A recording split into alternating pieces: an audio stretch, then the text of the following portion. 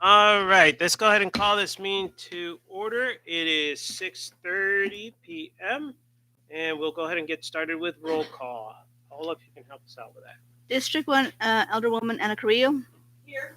District 2, Alderman Richard Hughes. Here. District 3, Alderman David Emery. Here. District 4, Alderman Michael Rodriguez. Here. And District 5, Alderman Matthew Martinez. Here. Thank you. Okay, thank you so much. Okay, all of those who actually have a seat, if you can please join those that are standing, and we will go ahead and take care of our Pledge of Allegiance. I pledge allegiance to the flag of the United States of America and to the republic for which it stands, one nation, under God, indivisible, with liberty and justice for all. Boy, that sounded really good. It's been a while. That sounded really, really good, I tell you. That sounded really good. Appreciate that. Okay, thank you so much. Okay, let's go ahead and move on to item number 4, and this is citizens to be heard. This is the opportunity for citizens, visitors, and guests to address the City Council on any issue, any item on the agenda in compliance with LGC Section 551.007. City Council may not discuss any presented issue, nor any action be taken on any issue at this time. Citizens to be heard are limited to 3 minutes each. Attorney General Opinion JC0169. So let me take a look, see if we had, I know we had one. There's a photo we had one. And open. Okay, I think we have, I'm just trying to figure out here, who do we have? I think we have two. Zach, can you take a look at that? Yeah, let's take care of the billing portion of it. That's Mr. Green. Okay, come on over, sir. Come on over. Let's take care of that. Figure out, I think Omar is the other one. Yes. Okay. Hello. Hey, sir. Hey, I'm Cy Green. I work for UC Alpha Solutions. We've been utility bills incorrectly. So I came here to apologize for that mishap and it won't happen again. It was just unfortunate and embarrassing. Anything that we need to do better or anything that needs to be taken care of? Not you, it's us. We can do better. We have a quality check and it didn't work and we didn't check properly. The second time it messed up, I personally checked them. I didn't realize that the wrong addresses were not sorted on the correct bills. We've got it fixed. We've done some testing. It won't happen again, I assure you. I will personally check and look through every one of these to make sure that this fiasco does not happen. Okay. Yeah, my wife making me dig holes looking for a leak. I'm sure some people didn't like their books. Some people probably loved them.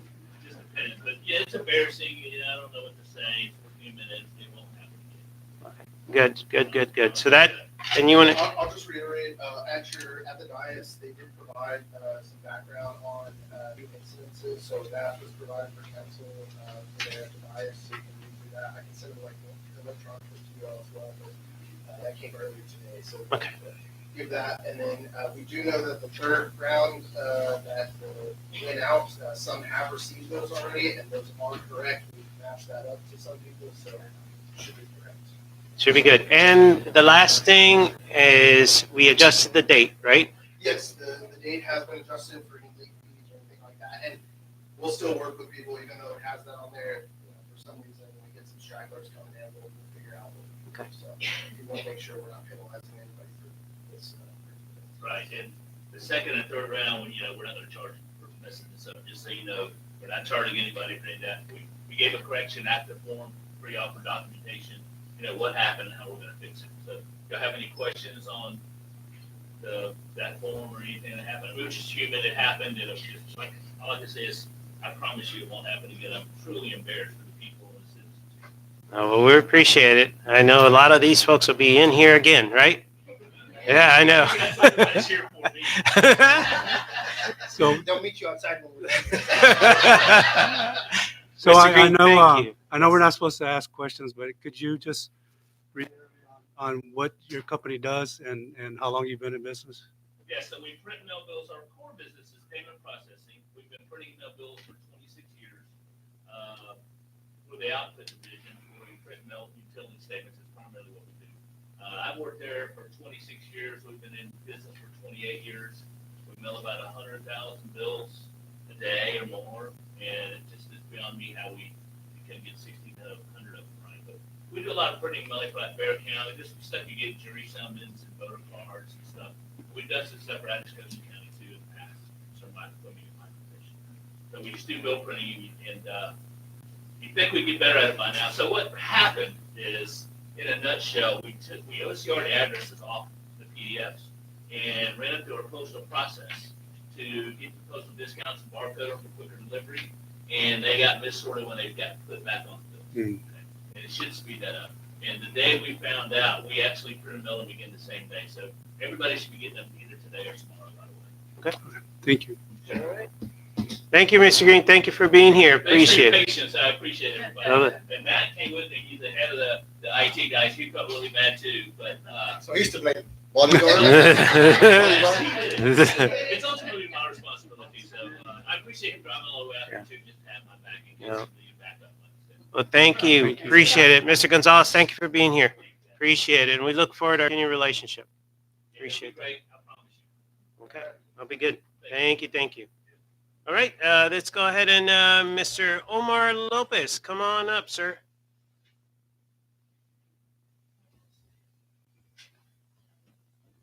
Hey, sir. Hello, everyone. Good. Good evening, council members. My name is Omar Lopez, Forest Woods resident and HOA member. I submitted formal information requests nearly to every relevant county and city department. Only the county judge's office has responded. This lack of coordinated communication prevents residents from understanding the true risks surrounding project info. 1, project value impacts. Property value impacts. Industrial scale traffic, noise, and extended construction activity are known to reduce nearby home values. No property impact study has been completed, and residents have not been offered any protection if our equity declines. Number 2, water usage and aquifer strain. No water use data or aquifer studies have been released. We already face stage 4 restrictions and pressure losses. Yet there's no transparency of how a project of this scale will affect wells, utilities, or long-term supply. If our system cannot support current household without restriction, approving a high-demand development without a public water impact study shows serious gap in planning. Number 3, public health and safety risks. Public safety risks are already occurring. The sheriff's office has confirmed 1 construction-related death at the project site.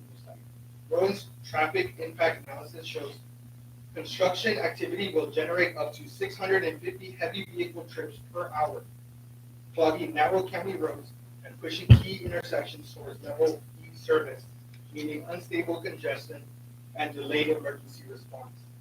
Number 4, infrastructure failure and resident burden. The December 6th power outage affected multiple neighborhoods across 2 cities, including the entire Project Cinco area. It was one of several outages residents have experienced recently without any official explanation. When you combine that with non-functioning fire hydrants and the surge of heavy construction traffic, it creates a serious public concern for everyone who lives here. At the same time, county's own Chapter 32 agreement shows that Rowan will receive an 82 county tax abatement for 10 years. This means residents are left covering most of the infrastructure strain while the company receives major financial benefits. I'm not against growth or new technology. I understand AI is quickly expanding, but growth shouldn't come at the expense of the community health, safety, or our financial stability. We shouldn't be expected to take on the environmental risks, the infrastructure problems, and the long-term costs while large corporations profit from our incentives. I'm asking for clear information, written answers, and a real plan for accountability before anything else moves forward. Our community should not bear the cost of risks we did not choose.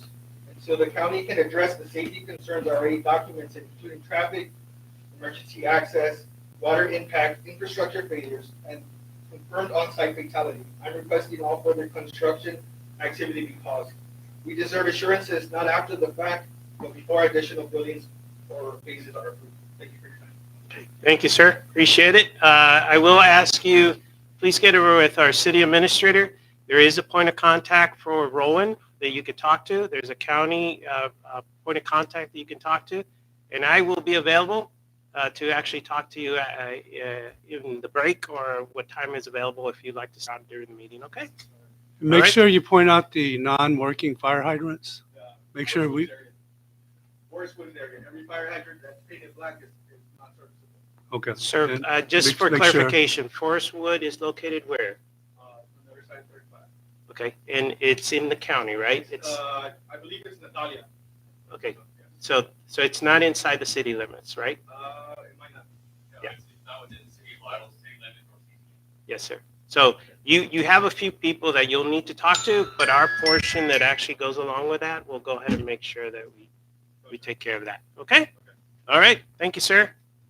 All right. Anybody else? I want to make sure that we didn't miss out anybody else for public comments. Did you sign in, sir? Oh, where are you at? Let me put it down here for the item number. Okay, got it. Okay, go ahead, sir. My name is Jason Goddard from on Live Oak Street. Good evening, members of the council, and thank you for your time. I want to begin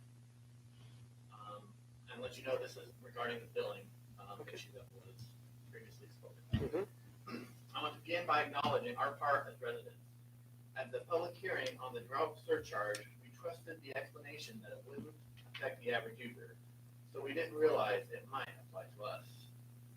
We also fully understand our water. We also didn't fully understand our water usage at the time because the bill displays two-digit numbers instead of actual gallons. A number like 35 does not clearly communicate that it represents 3,500 gallons. And this misunderstanding matters because, for context, the $25 drought surcharge more than doubled the incorrect bill we received.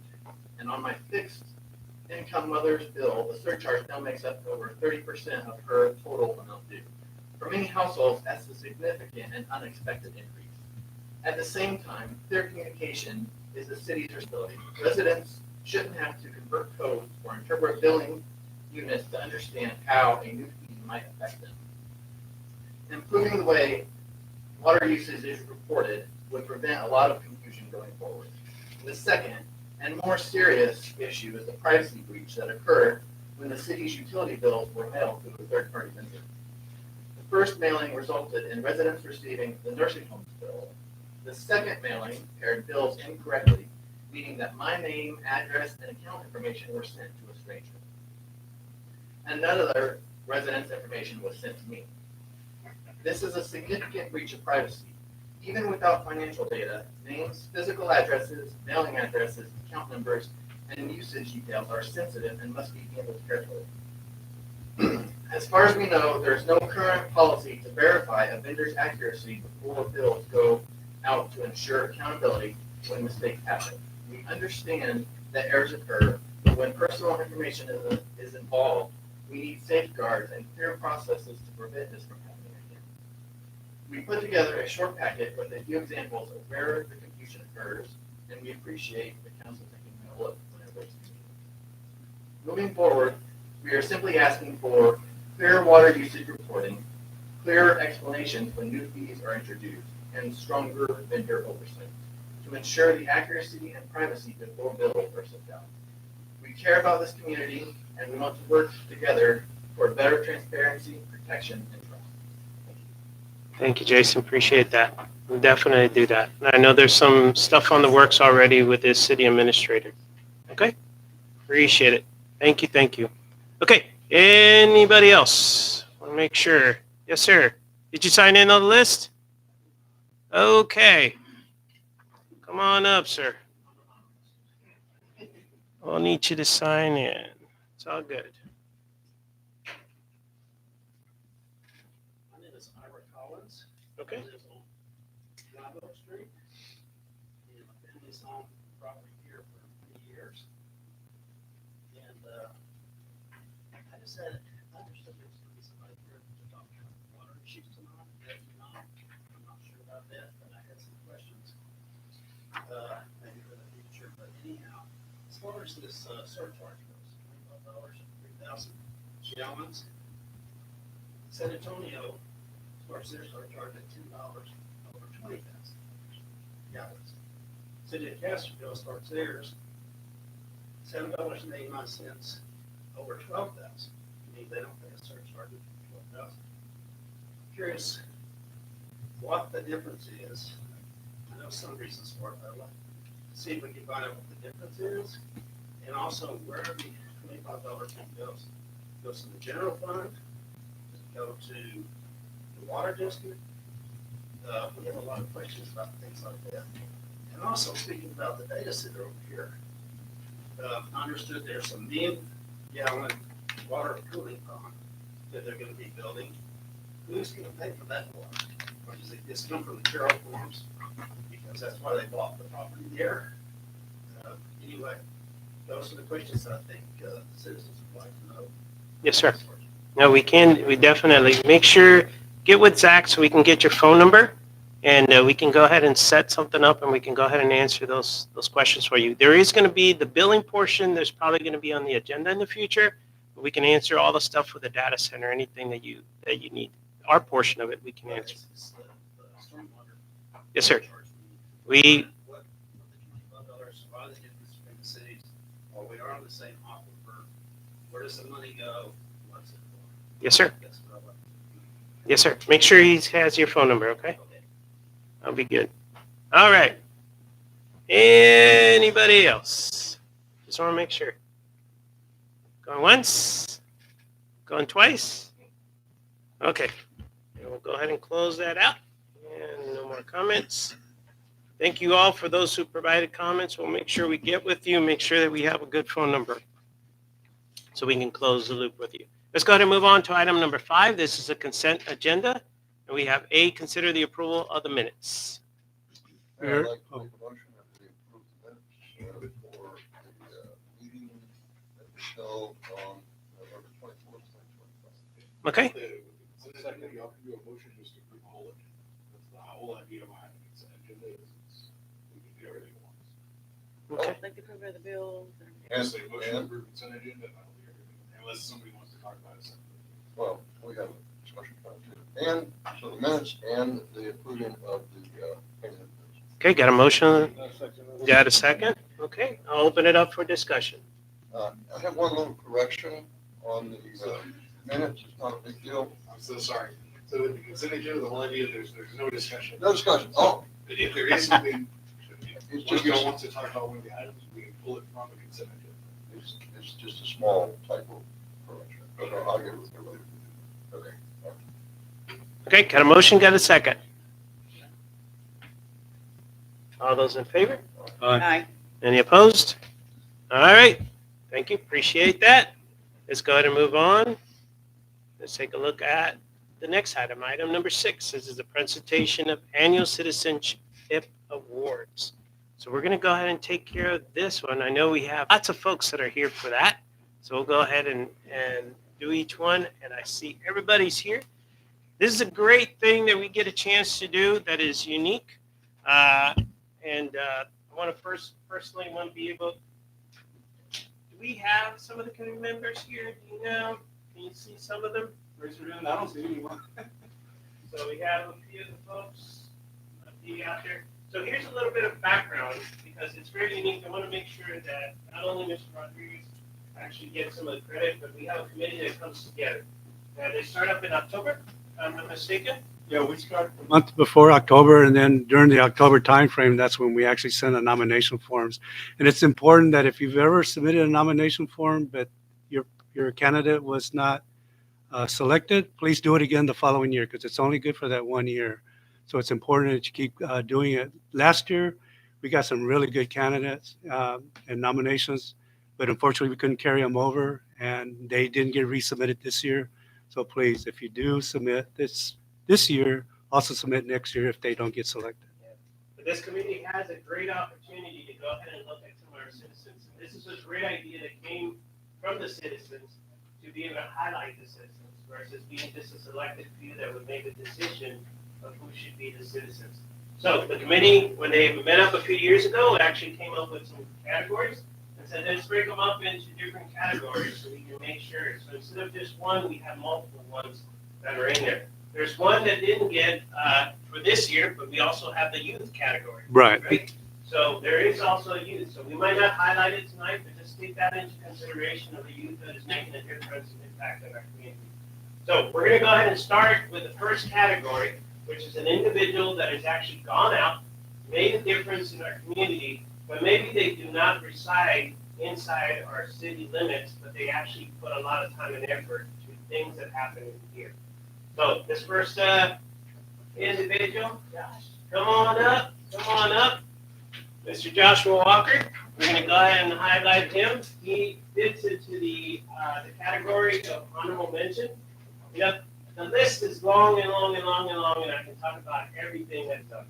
From the time that he stepped foot and he started helping out, he always had a vision and had different projects and things to be able to highlight and light up. And he took the time to make some very entertaining, right? Yeah, a little bit of everything that you can ask for. But he also took the time to make it a place of gathering where families, the kids would be able to come over and hang out and be able to do things. He always had a vision of doing different things. Guess who was the first person when we started talking about the 75th anniversary of Light Up for Nixon? Guess who approached us? Okay? He doesn't live in the city, but he took the time and said, let's figure it out. What do we need to do? What are the things that we need to? And he started planting seeds. So without a doubt, this annual award, from the past to the future, is recognition of a great individual that does that. So, Josh, on behalf of the city, and let me go ahead and get all the council members, come on up. And the T family, you need to come up here. We got to take a photo. Come on up. It is a photo. Come on up, come on up, come on up. Get in here. In here. This is our opportunity to highlight your dad, great family that does that. And honestly, on the bottom, it pretty much says it. I know like you like holding my hand. 2005, making a difference for others. And that's what he does, without a doubt. So it is. Take a photo. There you go. I'm not. All right, get in there. Got it? All right. Any words? Any words you want to say? I think it's very cool that Vital does this, and it means a lot to me. That's very, very cool. So whoever put my name in the hat, appreciate that. I don't know, on accident or what. And you can also.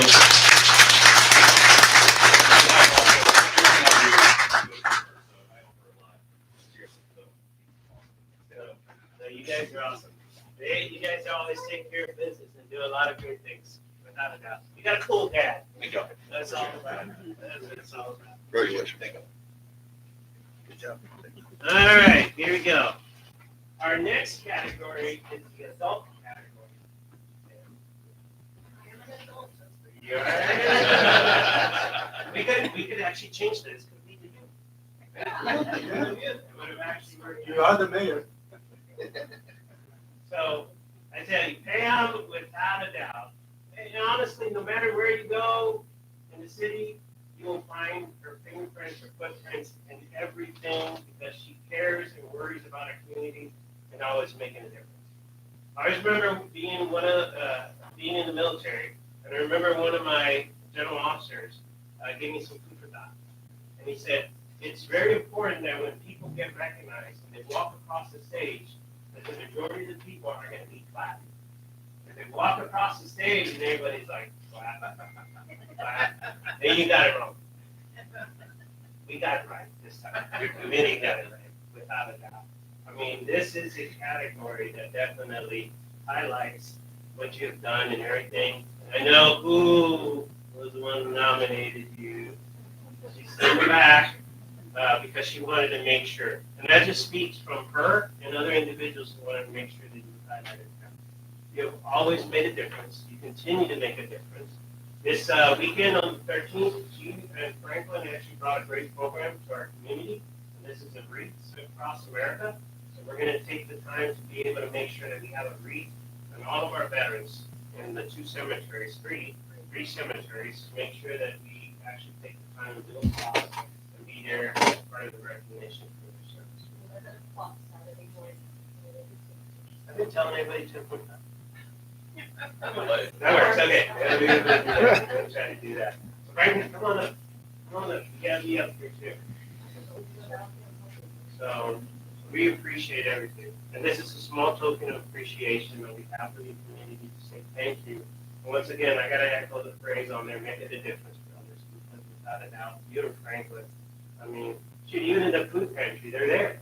They're always there. They're always helping. They're always wanting to make sure. So, without a doubt, you guys make a big difference. So, council, if you can please join. Come on up this way. We'll get close back over here.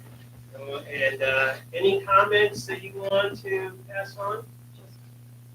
That I love the Bible, people are Bible, since I'm 17 years old. Quite an honor. She's awesome. She's the one, by the way, she's the one that connected me with a group that the reason that I'm here. She closed the loop and she made that happen. So without a doubt. So let's go ahead and do a little handshake. We'll look all this way, take some photos, just like we have a paparazzi right there. Work it, work it. There you go. There you go. Got it. All right.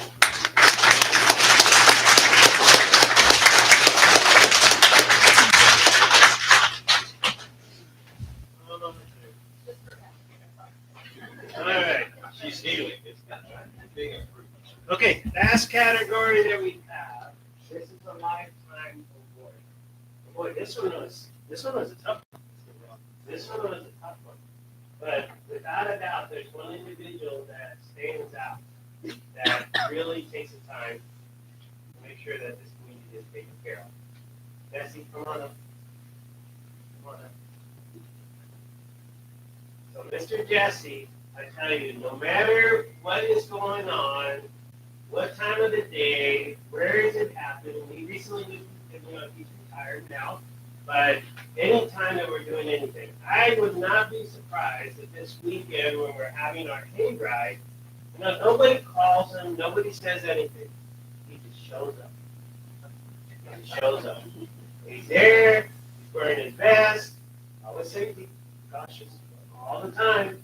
But he's there to make sure that we take care of the community event, to take care of people without it. And the list can go on and on and on for all the different things. Jesse, you have been an instrumental role model for our community. You have actually set the standard of how to stay involved in our community and how to make sure that we don't forget about others. And that's what's so special about you, without a doubt. So please join us up here real quick.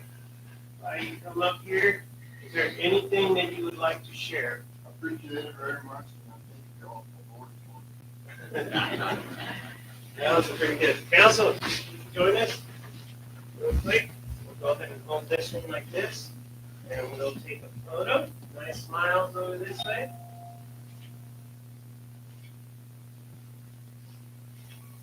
Got it. All right. Anything else you would like to pass on? Nope, that's good. He's busy. He's got a mission. I don't know I'll be able to do that.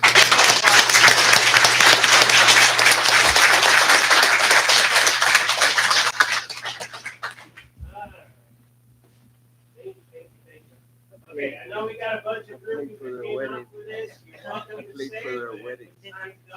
I just did his teeth about a month ago. Got a TV show. Gotta go. Gotta go. Take care of business. I know. Once again, thank you. All right. All right. We'll get back over here.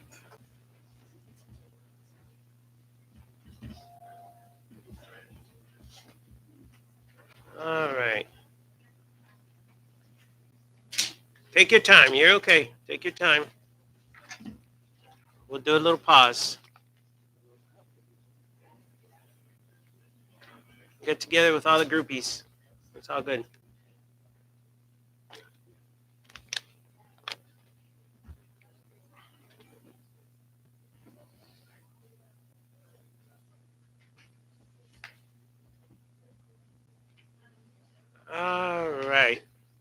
Okay, let's go ahead and continue on, and we're going to go ahead and go into item number 7.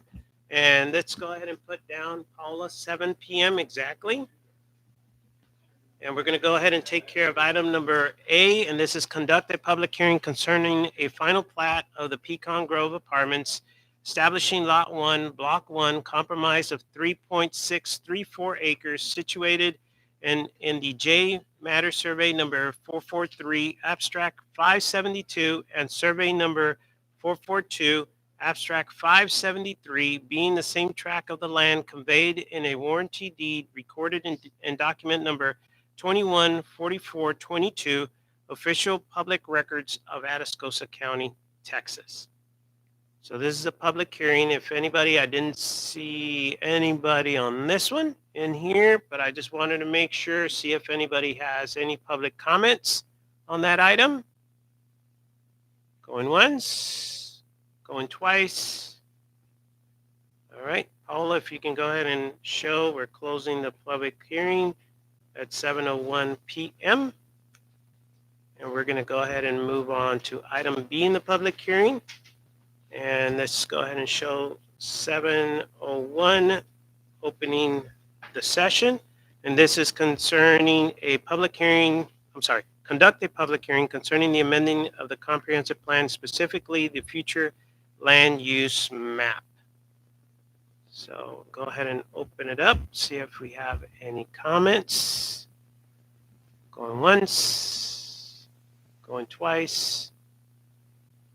Okay, we'll go ahead and put on there no comments. And we can go ahead and show, Paula, let's go ahead and show closing it at 7:02 p.m. Okay. Let's go ahead and move on to the open session. Item A, this is under number 8. And this is the discussion and possible action concerning requests from Lytle State Bank to discuss investment funds being held at Lytle State Bank. And we have Lytle State Bank representatives, Randy, and Franklin. Come on up. Come on up.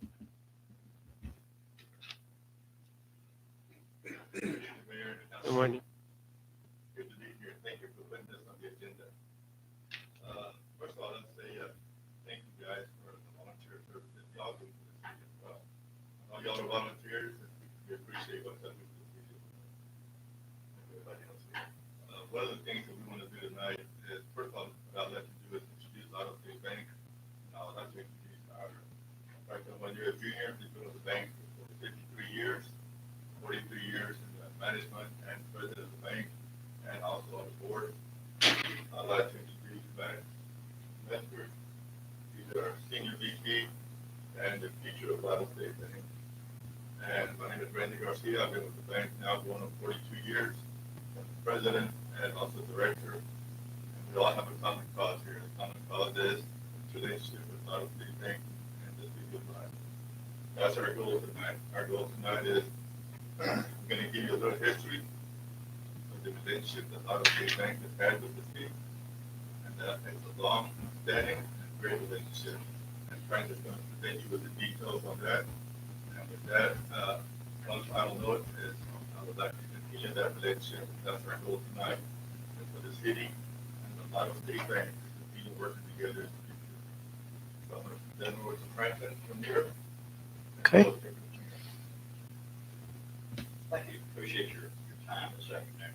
I know y'all have a lot of problems, a lot of things you work with. Appreciate that. A lot of years on the school board, I know what you're talking about. I know what you go through. So, main thing, we've always had a good relationship with the city. We want this community to grow. We try to do everything we can. You know, when I look around and I see this facility, this was Lytle State Bank. City council, y'all met down in that little shed underneath the water tower. And when we started planning on the new bank building out on the other side of 35 out here, we talked about, said, what can we do with this building that would bring purpose to this city government? It's the first thing we thought of. So we made we tried to make a very good deal with the city on this building. We provided all the financing at very attractive rates, so that got the city out of that little building down there on Main Street right again. It gave you vault areas, it gave you meeting area, it gave you offices, and areas for your police department for a long time. There was a lot of good reasons here. Main thing I just wanted y'all to understand, I've been with the bank the last 52 years. I've worked with a lot of different mayors and council. Unfortunately, there's a lot of those mayors and councilmen that are deceased. They're not here anymore. And so I can't really call on a lot of them to kind of remind us where all we've gone besides this building. You know, if you look, one thing I want you to understand, the deposits of the city are like gasoline per engine that make this city work. And I know y'all have moved a lot of money, excess of $7 million out of the bank that's gone into the tax pool fund. And I don't know whether y'all had all the information that you needed to make that decision, but that's fuel that makes our community run. Whether it's that, whether it's trying to provide for the fire department, we have a bunch of fire engines and fire equipment and air packs and everything else. Your deposits are important for this community to grow. Back in '79, was approached that there was some property available that would make a good location for a city park. So before that got cut up into little lots and everything else, the city wanted that for a future area for a park. The city couldn't purchase it. They said, we've got to apply for a grant. So, Lytle State Bank again, we went in and we worked with the Lytle Lions Club. And they purchased the land. We financed all of it. There was no down payment. We put it on a very attractive interest rate. Long term, no payments. Lions Club didn't have any money to make payments on that land to hold it until the city could apply for a grant. They did. They got the grant. The grant came through. They were able to buy the property from the Lions Club. That paid off the loan. And that's one of the reasons that we have the city park here. So yeah, we want things to happen. We tried and we look at different things, and you know, planning is a whole lot of it. Back in 1979, when we built the facility out here, it came up in the year of late 98, 99, we were looking at needing to expand our facility, our bank out here. Well, you know, I talked to the mayor, Mayor Fincher at that time, and I said, you know, we're out here on septic tanks. There's no city sewer on the other side of 35. In fact, there wasn't even a large enough water line to have a fire plug. So we were out there with inadequate fire protection. The mayor came to me and said, Frank, let me check on something. Well, he checked with the city planners. So Louis and Philip Ruiz, they were the city planners. And they said, we see an opportunity, but we've got to have a business that can be the lead person on this thing. But we've got a short deadline on this. This grant closes in 2 weeks. So we've got to put together a project. And it's got to be ready to go in 2 weeks. So we decided, okay, he had other businesses that he contacted, but nobody wanted to do it. That you had to guarantee you were going to add employees to your staff. You had to provide all your financial information. Every year you had to provide financials, employment reports, how much in wages you were paying and everything. So I said, okay, we'll do it.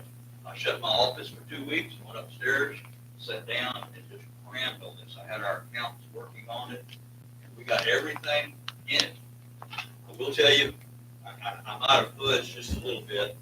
You know, I told them, I said, if we can't have sewer out here, we can't add on to this building. We've got septic tank lines out here. We've got to get on sewer out here. And number two, we've got to have fire protection. If we can't do that, we can't very well invest another $1 million in building more future building here in our community. We might have to build in another town. We might have to put a branch somewhere else. So, with grant passed, the city of Lytle got a $650,000 grant to link up sewer and water to get it on the other side of I-35. So, yeah, we've been able to work together and have a lot of things that's happened. And, you know, I look at it now, it raises worry in my mind because we need y'all's help. This deposit's going to tech school has left our community already. So where are we supposed to be fueling the engine to make things happen? We're looking at future fire deals coming up with West from now. Where is that money? You know, it's kind of like y'all, whenever y'all have big projects that go on and you get funding from a grant or from the state, you have to have a little help. We're looking at some help too. We can't do all the things by ourselves if we're not working together.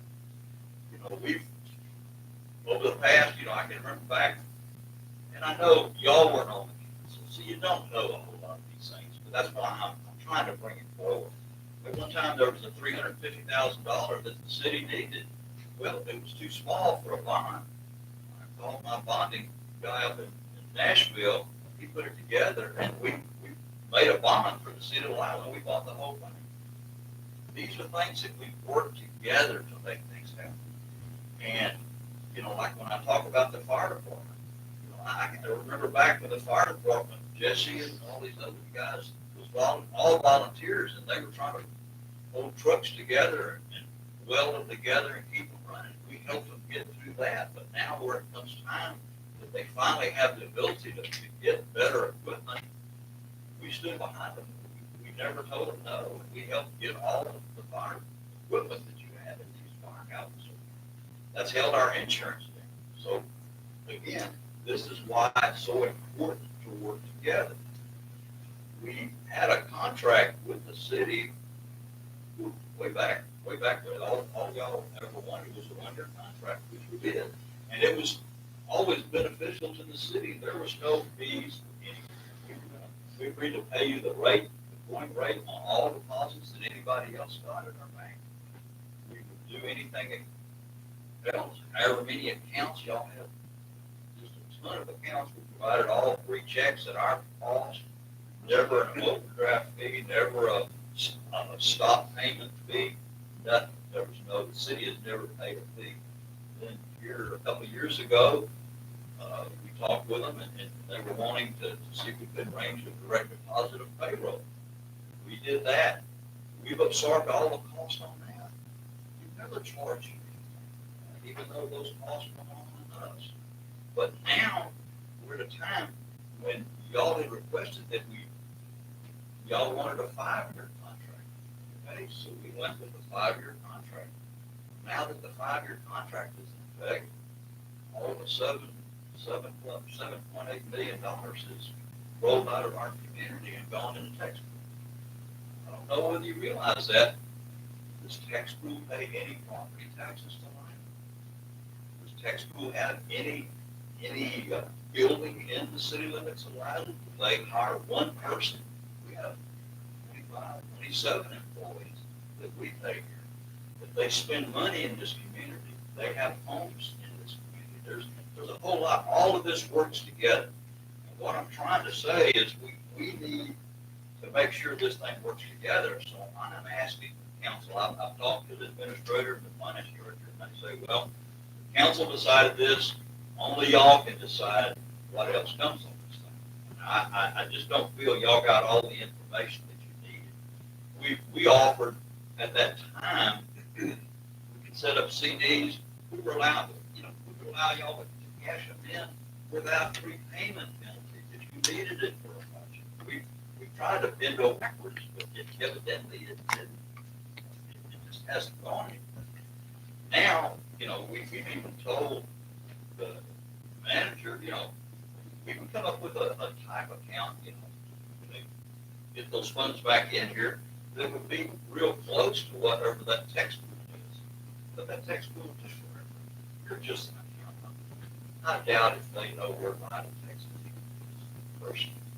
Are they going to do anything? Do they help out at the food banks? Do they help out the festivals? Do they do anything in the community? Anything? No, they don't. That's what I'm saying. You're recognizing citizens here that are trying to make Lytle a better place. The bank is, we just finished an FDIC exam. They even say that your bank is one of the most important things in your community. And you don't want to take a chance on losing that support. So what I'm requesting is that you direct the city manager to move this money back, get it out of this textbook thing. Let's get it back in our community so we can do the kind of things and continue the kind of things that need to be done. Just like Ruben, you know, you were saying the quilt thing, the Larry Crawford. You do not realize, you know, you keep saying you went downrange to the hospital a lot to see your family. You saw all the quilts. You put the quilt over and had the deal from the people in Lytle. You know who supported that? Lytle State Bank. Larry Cromer called me and said, Frank, I have a chance to buy a whole truckload of material to make these quilts. Tell me how much it is. We'll put the money in there.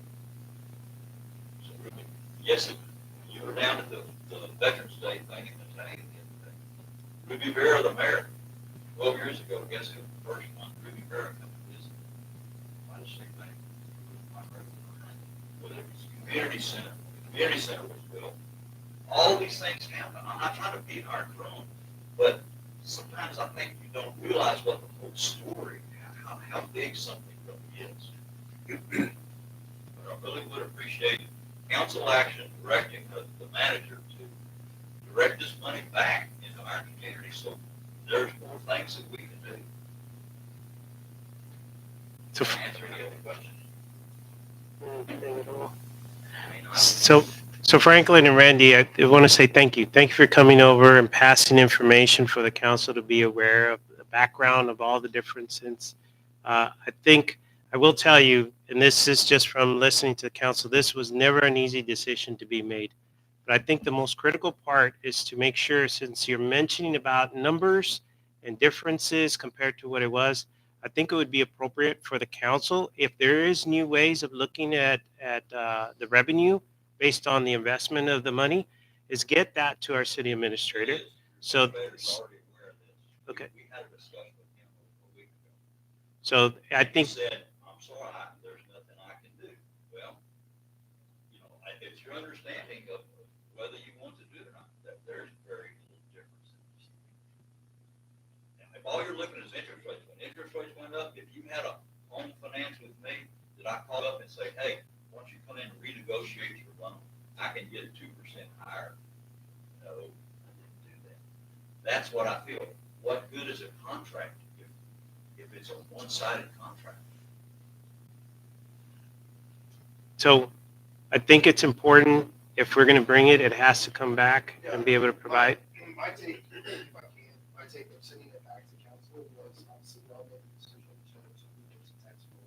If council would like me to explore options with the bank, given, you know, any additional information, then I'm happy to do that. But I think at this point, what the decision was then, that's where it has to come from. So I need to be told, hey, work with the bank, come up with some other options, and then we can present it at a different meeting, and go from there. So.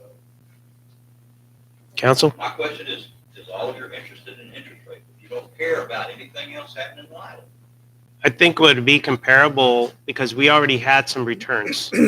We already had some money. So I think it'd probably be good to take a look at the numbers and make sure that if it was invested the same way, used the same way, that we would get the same returns that we have gotten out of the accounts. It's to give you a stack and, you know, work something out is, you know, we know what the percentages are from textbook to what your percentages are, right? And y'all sit down with Zach and work it out and, you know, let's see where we can be close to it, or if there's something there, you know, besides your history that you said what you offered for the city, and we take that into consideration. It's just, you know, even if it's just a percentage off, right, but we take into consideration what y'all done for I us. was looking at it, we were looking at 20 basis points. That's like $1,500 a year, full difference. Well, If it's not worth it, I mean. We've seen a difference in the interest We already. paid for half of the two scoreboards in the park. Do you think Texville is going to provide you with anything now that we put those lights over there? Do you think Texville is going to do anything over there to enhance any of that? Any project? Well, again, I'd like to see, you know, Zach, y'all sit down with Zach and get it worked out, and let's see. what So we can Matt, come are up with. you making a motion then? For us to go ahead and direct the city administrator to go ahead and put some information? Yes. No, I would like to say yes, in addition to what Frankie said, you know, like, I'm not sure if you realize this, but not a state bank at the, in the city of Lidle has a distinction of having one of the oldest banks in the community. We've been here 115 years. 115 years, when banks are out there merging, they're being acquired, they're selling out. Our chairman of the board stood up and he told us that, fellas, whatever we do, however we do, let's not sell the bank. Otherwise, we cannot continue to service the community the way we do. We call ourselves, under the Independent Bankers Association of Texas, we're called a true independent bank and a true Bank of Texas. You can go to a bank right now and try to get a $300 loan. They're not going to do it. We had a customer come from over from Divine, and they wanted a loan for $4,000 to buy Kawasaki. They wouldn't do it. They came to us and we did it. But that's the thing. We're going to take care of that Social Security recipient who's getting $1,200 a month. And if he wants $500 to him, that's a lot of money. So we're going to do it. But they're not going to find any bank around to do that. They're going to have to go to a Buffalo pawn shop or a finance company or pay 33 to 100%, whatever the rate is on that. And that's what we do. We're the only bank in the area. We're one of the few banks that provide scholarships and Lidle, Divine, and that. We support all the little leagues. We support the VFW. We did a financing for the VFW here in Lidle, the first VFW. So that's what we are. We are about the community. And we want to work with Lidle. We want to continue working with Lidle. We've had a lot of people throughout the years that I worked with Lidle City Bank. And I myself, I came here when I was 23 years old. Franklin hired me, and I've been there. Myself, we've had opportunities to go somewhere else, but we choose to be here because we love Lidle. We love what it's all about. But when they say let's work together, I mean, that's where you got to really step it up and say, are we going to work together or not? Or are these just words? We get words, we get advice and recommendations from our CPAs or examiners. Well, we don't think that you guys should be doing these small businesses because they're detrimental to the bank. And we got to do these loans to these landscapers, to the small welders, to the small and top businesses. If we didn't do that, what are we going to do? Otherwise, why do we call ourselves a community bank? And that's what we're counting. That's what we're counting on you guys. Let's all work together on this.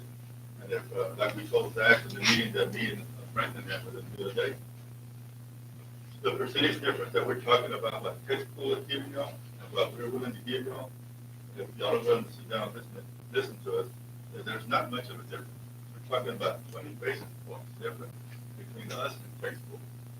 But yet, the funds that are staying here are going to work with the community. We're going to invest in homes, cars, welding machines, trailers, skid steers, all that kind of stuff. And it goes from here all the way to Divine.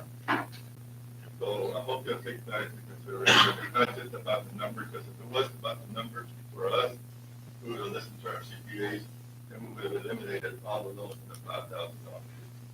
So we do them because they are a service to the community and people need them. But we need the trust of the city to help us with that as well. I'm with you. Yeah, it's understandable what you're saying, and you have to rely on local businesses, and the Lidle Bank is a local business.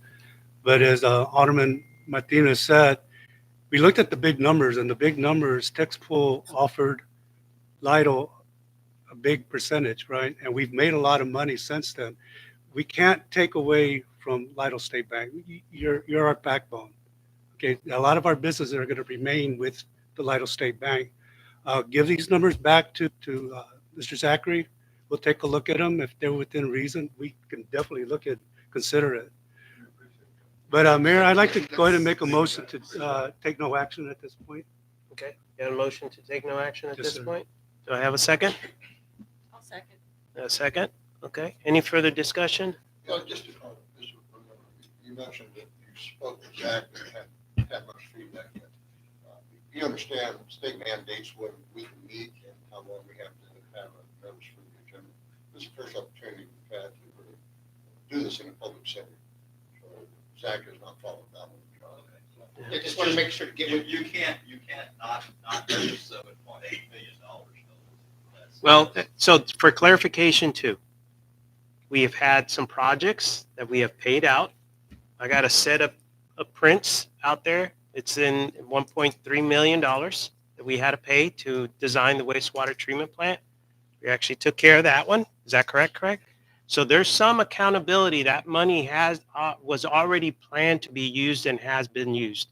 So let's keep the discussion going. Let's look at the numbers. Let's regroup and take a look at it. But that 7 million, some of that money was already used. It was taken out for clarification. Okay. Yeah.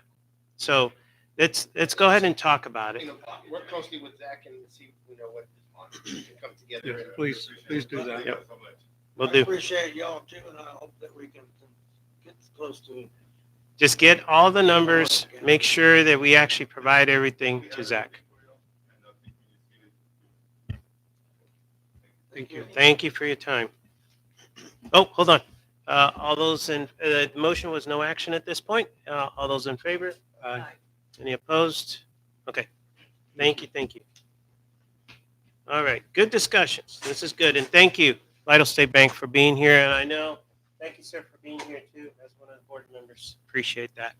Okay, let's go ahead and move on to B, and discussion and possible action concerning the status of the new elevated storage tank project. Craig, come on up, sir. A different project, right?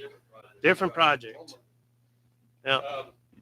Imagine you'll have seen the tank, what's been done. They have put in some underground piping over to the side, and they have done the foundations. They haven't done any of the fabricated steel structure yet.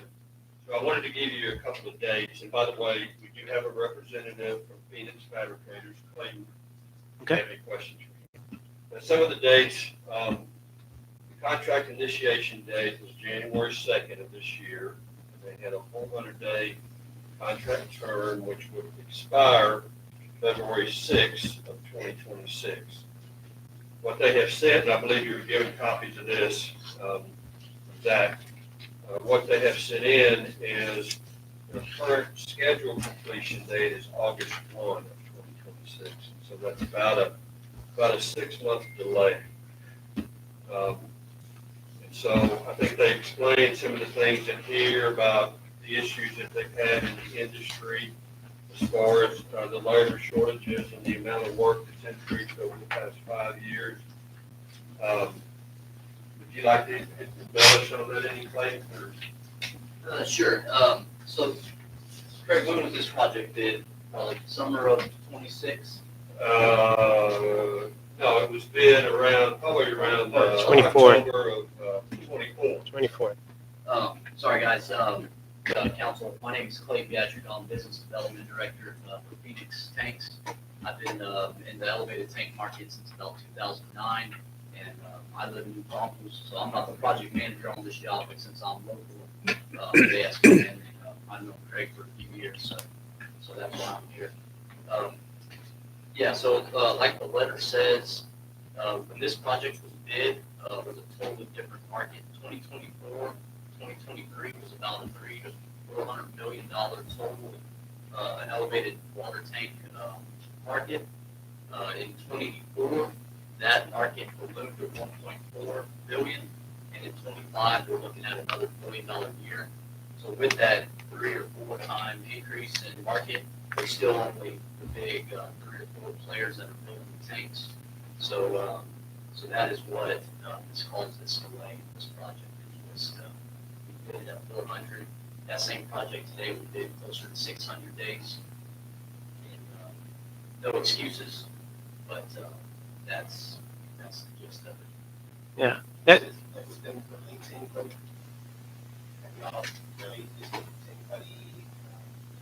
Should be 600 instead of 400. Have y'all talked to anybody and said, hey guys, it's going to be delayed because of this?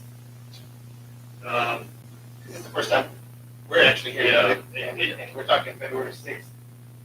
Yeah, it's not going to happen. Now you're talking August, so that it's what we had to originally set out a bid. Yes, This letter, December 2nd, was the first part correspondence we got. Yeah, so that's, I mean, you can't, that's the most conservative we have. Now we're talking 6, 7 months later, it's going to be taken care of. So I guess there would be something, as far as back to us, as far as what February to August, right? So if there's delays now. As far as penalties. So the contract does have related damages that are greater than $1,000. And so now your funds that you said was going to cost now, it's going to cost you more because of that. But if they damages, That's what the city elected to do it. They would have to, you would pay them $175,000 less. That's the damages for their delay.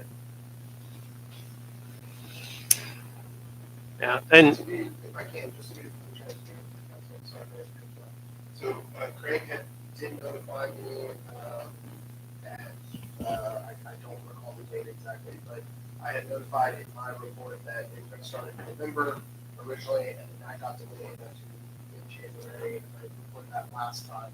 Those are the two that via email, just correspondence on timeline or anything like that, but that's when I got that email, when I corresponded with Craig and said, well, that's awfully close to the deadline, and something like that. So I just wanted to be fully transparent on the communication I had happened, so. this was based on the fall timeframe, right? Correct. Yeah. So that's what we envision in a sense of being able to take. And thank you for being here. We appreciate that. And sorry to put you in an awkward position, but Part of the job. so within our community, we've been working very hard with a lot of these projects. And we've been forecasting, we've been trying to make sure, and Craig has been helping us out. And I think that's the most important thing, that we kind of help each other out. Finding out, kind of like the last minute is not good. I can't speak for the council, but it's not good when we actually projected certain things to be done at a certain time. So it's beneficial to try to get an understanding of why that happened. Because I'm sorry, if I can go build something on the other side of the world for the military and I can stay on the timeline, there's no reason why we can't do it in the U.S. There, 'cause I know there's subdivisions and stuff, right? Going on out there. So, long term, yes, I mean, does it have an effect in August? No, but long term, we would see. That's why we. And I can tell you, as one of the individuals, Austin was here with Public Works and taking care of our water system. And when we actually have fluctuations, that water tower needed to be done, should have been done. Right now, whenever we actually have some sort of adjustment or anything that we got to do out in the booster station, once I start getting down to about 41 PSI, I have to start worrying about HEB, because they have to have a regulated amount for the equipment that they actually have, along with some of our other businesses and some of our homes. So that water tower needed to be up by now. And that's the reason why we bid it at the time we bid it. That's the time that we put it on the timeline, and we're expecting it to actually be done by this point. And it's crucial to be able to do that. So I won't speak on behalf. Not only does the delay affect your business, it also affects the city. If for some reason we have to rebid this, it'd be more expensive. So, Mayor, I'm going to make a motion not to take no action on this item. Okay, got a motion on the floor for no action? Do I have a second? I have a second. Any further discussion? Okay. All those in favor for the motion of no action, say aye. Aye. Any opposed? Nay. Okay, let's go ahead and count all of them. We have three yeas for no action, and we have 2 nays. Okay, so with that, the motion carries forward that we will not take any action on this actual agenda item. Okay, so let's get to work. Let's go ahead and work with city administrator, and let's go ahead and get this bad boy Who taken was care the of. nay? Second, I know, but who was the nay? There was 2 nays. Okay, thank you. Okay, thank you so much. Thank you for your time. Appreciate that. All right, let's go ahead and move on to C, consideration and possible action concerning request from Landlock LLC for consideration of paying the acquisition impact fee in lieu of acquiring water rights to transfer to the city of Lidle. Zach, and I know we have representatives here too. I mean, just, I'll just quickly, so this is the residential development that we, or potential residential development that we annexed in the Bear County So we received the letter as a part of the packet that they submitted, and I asked them to be here to obviously review it. They're obviously requesting to pay the acquisition impact fee, which is allowed for our ordinance, but in lieu of acquiring water rights and transferring the water rights to the city. So I kind of laid it out in the data sheet there, what the ordinance has. Questions to that, I'm happy to answer, but I'll let Ricardo and Okay. background. No. I didn't misprint your bills, so don't jump in. That kind of got to the point there. What we did is in our last meeting, we take particular interest in what you guys were talking about and going purchasing your own water rights. As y'all had those own.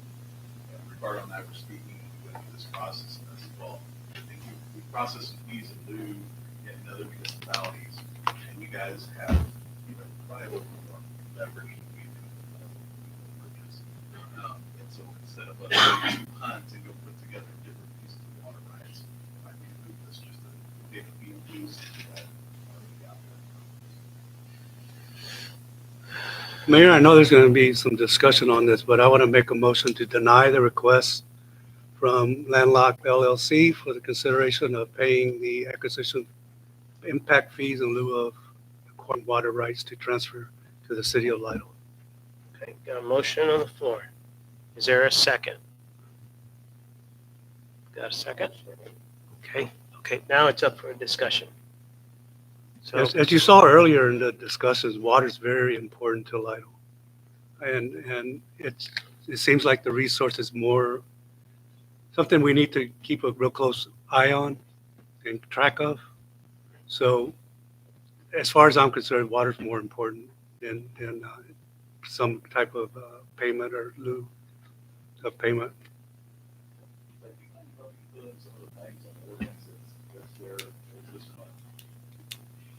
Yeah, so the water, if you're asking specifically about what would be required to bring, so the development would have to bring water rights at a rate of 1/3 acre per equivalent. So if y'all were talking 200 for that rate, it would be a third per 200. And then the impact fee itself that would be paid is per obviously utility connection, and it's $1,800 currently that's adopted for that payment. So each property, so 200 tons, would be paid. Yes, one clarification. Okay, yeah. There's additional fees on top of that. Yeah, that's just one portion of the bill. Yeah. So overall, the impact fees, I think it's like 5,000 or so. 5,000. It amounts to 5,000 per home.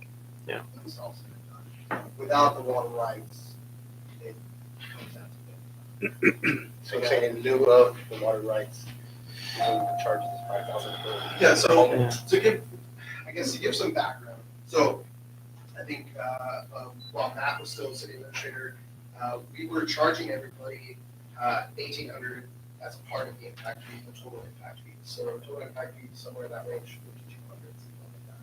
1,800 of that was for acquisition. That gives us the ability. The idea was we could go acquire water ourselves, but what the ordinance actually has in is really the original purpose was that the developer go ahead and bring the water rights, and we could in times of where we don't necessarily have a large excess of water rights, or we have stages are looking great, water's in the aquifer, that kind of stuff. Then in those times we could say, hey, let's not bring the water rights, just pay us the fees. So that was the idea. Matt at the time, when he was city admin, went ahead and sent to all the developers saying, hey, we're obviously in drought and we're having to struggle with that, so we would like to basically revert back to what that is. And that's when we started requiring all the developers to bring the water rights instead of paying that fee. And that's for all future phases of those developments. So any of those developments that have already started, they're still paying the fee for the connections. But once let's say phase 3 and 4, they already gave us the water rights for Saddle Ridge 3 and 4 as a part of this functionality. So,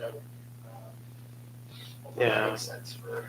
And we've had discussions about this, but here lately, just because of the restrictions and everything, and remember, the reason that we do this is that we don't affect our current customers, right? So the best thing that we have had discussions on was bring the water rights, in a sense of being able to bring them in. And even here recently, looking at adjustments, that price is all over the place. So it's not fair for us to say we'll pay the 1,800 or whatever amount, and then we have to go buy them, and then the city has to be able to absorb whatever the cost is out there. And I can tell you, it's from a few $100s to a few $1,000s out on the market for water rights. So it would not be the appropriate thing for our current residents, our taxpayers, to actually absorb that. And that's the reason why we actually went with the opportunity. If you want to come, and honestly, every developer that has come, they brought the water rights. They've actually brought it forward. But that was a discussion that we had as a way to make sure that we protect who's here already. And we want to be able to help with the development, but at the same time be able to acquire. And it just fluctuates too much to be able to do that. And We saw it in the Yeah. Yeah. Right now, we are in a position of getting all our numbers correct. And to finalize a project. Start to be time. So that was as you know, water rights right now. So that, the variance on it is, a couple hundreds, a couple thousand, we run through that. And again, we ran, not knowing the ordinance also, but in hearing you guys' own ambition to acquire more, for your own uses, why wouldn't that help you guys give you a piece to acquire also? But it was on the ordinance. Yeah. It was the same thing as if we were gonna, it was a tax anyway. Yeah. We were gonna pay. So just so you know, with our staging right now, just so you know, we went from the total is 845 acre feet, 845 to down to 507. And we have to stay within that. Anything more than that, we're going to have to go find it. So, that's the thing, is that we got to be very sensitive, especially right now, even more sensitive with the water that goes along with that. So that's the reason why we started, and we've continued. And so far, everybody that has come to the table and they want to be here, they bring the water rights with them. Okay. So just so you have an idea. All right. I don't want to take away any discussion. Anything else? Somebody second that already? Yes. Yeah, Yeah. leave it We're in. in discussion now. So any other further discussion, council? Okay. All those in favor for no action? No, it was denied. No, I'm Motion denied. I'm sorry. Sorry. Thank you. Okay. The motion was for denial. All those in favor for denial? Aye. Everybody? Yes? Okay. No nays. Thank you so much.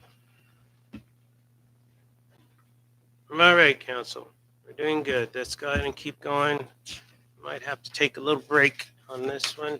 Let's go ahead and move on to D and look at consideration and possible action concerning a final plat of Pecan Grove Apartments establishing Lot 1, Block 1, compromising the 3.634 acres situated in J Matter Survey number 443, Abstract 572, and Survey number 442, Abstract 573, being the same tract of land conveyed in a warranty deed recorded in document number 214422, official public records of Atascosa County, Texas. Zach, and I think this is the one that we had the public notice, right? Yes. Okay. Yes. This is one of the public hearings.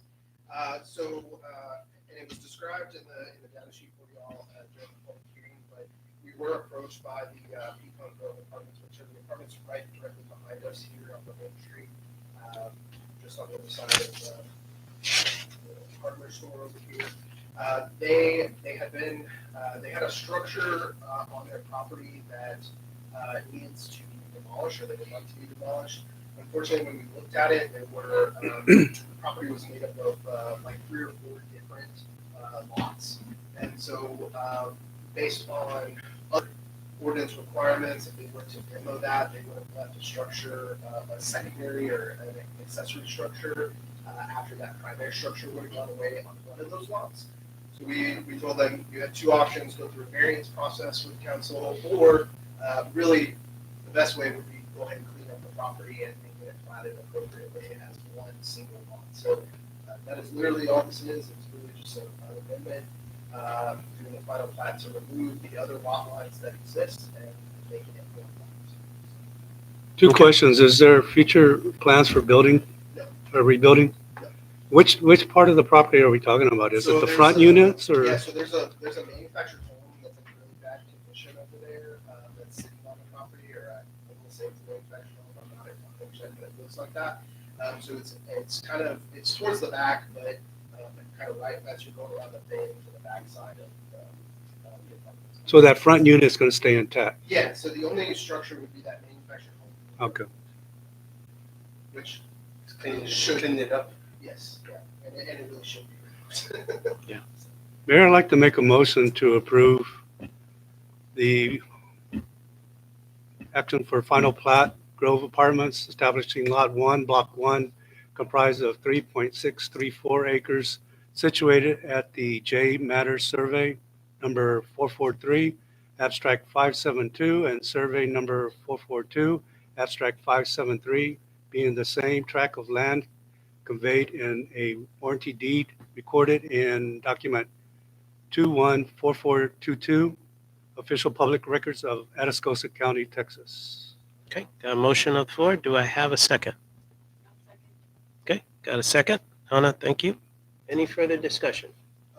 Also, just wanted to note that planning board did recommend approval on this, and they're voting. Yes. Yep. Thank you. Okay, anything else? All those in favor? Aye. Any opposed? Okay, all yeas. Thank you. Appreciate it. Let's go ahead and move on. Take a look. We'll do E, consideration and possible action concerning resolution number 2555, a resolution, City Council, City of Lytle, Texas, nominating Cindy Segovia to the Medina Central Appraisal District Board of Directors for a 2-year term of January the 1st, 2026 to December 31st, 2027, providing for incorporating a preamble and providing an effective date. Zach. All right, this is literally the same thing we did for Atascosa County, or the Atascosa Central Appraisal District, just for the county. So you have the ballot, which is well notes, I think previously we did all on Cindy, so that's the recommendation. Mayor, I'd like to make a motion, please, that we approve resolution 21-55 as presented with the effective date of today, December 8th, 2025. Okay, got a motion on the floor. Do I have a second? Second? Okay. Any further discussion? Cindy is a sitting member, right? Yes. She doesn't hold any title? Okay, thank you. Got that one. Anything else? All those in favor? Aye. Any opposed? All right, all yeas, motion carries forward. Okay, let's continue on. We can still squeeze a few more before we take a break. F, consideration and possible action concerning resolution number 2556, a resolution of the City Council, City of Lytle, Texas, ratifying the action of the city administrator in the leasing of the water rights from Mac and Bridget Wardlaw, providing for incorporation of preamble, authorizing the city administrator to execute any and all documents necessary to effectuate such an agreement, and providing an effective date. All right, so Mayor and Council, I submitted an application with Mr. and Mrs. Wardlaw to lease 250 acre feet of water rights for 2025. And so all the information was provided there. The application was also submitted. This is obviously in reference to the fact that for 2025, we already have slightly over pumped for the city. So just try to make sure we're whole, so we don't run into a situation like we did for 2024. Just remember, this is based on the deductions. Remember, the 40%, making an adjustment and filling the gap that actually goes along with that. Okay. Mayor, I'd like to make a motion that we approve resolution number 25-56 presented with the effective date today, December 8th, 2025. Okay, got a motion on the floor. Do I have a second? Got a second? Okay, any further discussion? All those in favor? Aye. Any opposed? Okay. Take care of that one too. Matt, we'll keep you busy. Keep you busy. Let's go ahead and move on to G. We can still squeeze a few. Consideration and possible action concerning resolution number 2557, a resolution of the City Council, City of Lidle, Texas, authorizing the mayor to enter into a developmental agreement with TXLCO Bear County LLC for the development and future annexation of approximately 344.5 acre tract of land as a master planned business park and integrated data center subject to the expansion of the city's ETJ to include all of 344.5 acre tract of land. Right, Mayor and Council, so you have this development agreement before you this evening. I provided some major highlights of the agreement. Really, I'll just turn it over to Mitch and Chris from the Josh folks. We kind of know of the TXL CO Bear County. They do have a short presentation just to make sure everybody's on the same page with what they're proposing as a part of the development agreement. So, Okay. Cool. We got Omar here. All right. You want to sit over here? Sit right over here so you can listen to some of this. It's a different project, okay? There's similarities between this one and when we go on break, we'll talk about the other one, okay? So here we go.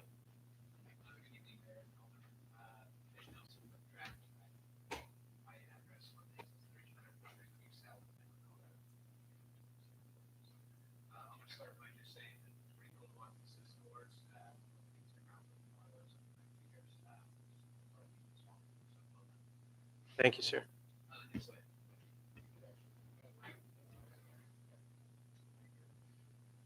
So we'll start with a little background on Tract is. So Tract is a data center development that's located in Colorado, just work across the country. Our board members were looking at the data center industry and trying to identify some of the opportunities for doing it better.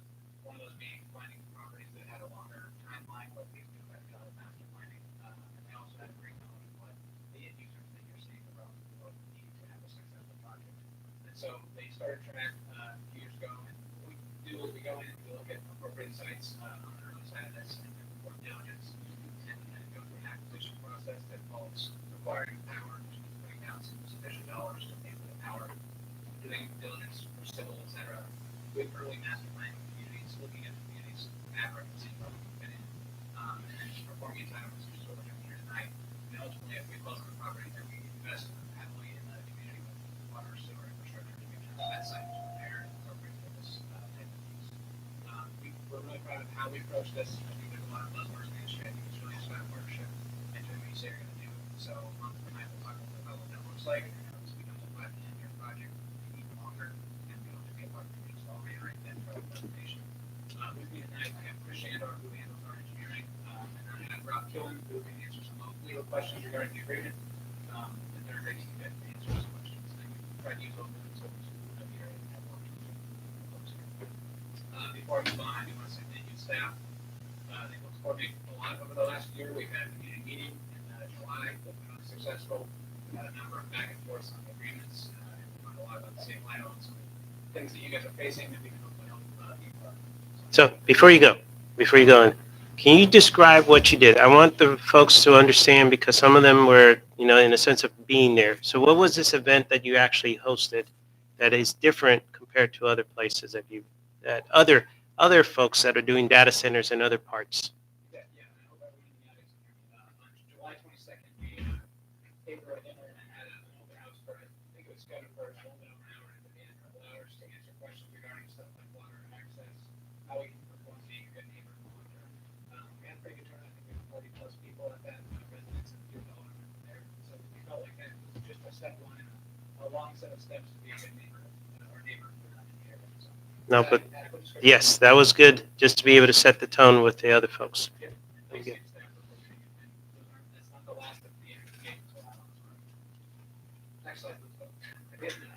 You want me? I'll do it. I mean, I can do it. We can do it.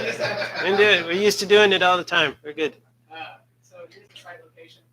This is kind of the existing characteristics, kind of it is. And site's approximately 340 acres as it's listed in the resolution. It's currently 3 parcels under 2 owners who we are under contract to purchase the land from. We're not off the land, full transparency.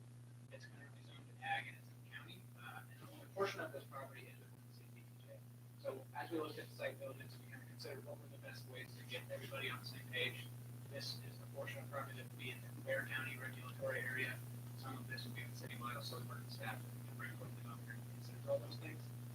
It's currently accessed via ag access off of Bike frontage and some off by Lucky Rock and other residents. And then one of the things that obviously addressed to this site was the transmission line, large high voltage transmission lines that run directly west east through the property, which you'll see on the slide. And then just another note, which is a portion of the agreement. This is currently in 3 different CCNs, so from when we opened the map, one of those being solids, and as you guys are familiar, solids infrastructure does not extend this far. The other two are sitting live on top spots, so that's considered an agreement. Like this. There you go. So why are we here tonight? We, like I said, have worked with the staff for the last year. We have a community.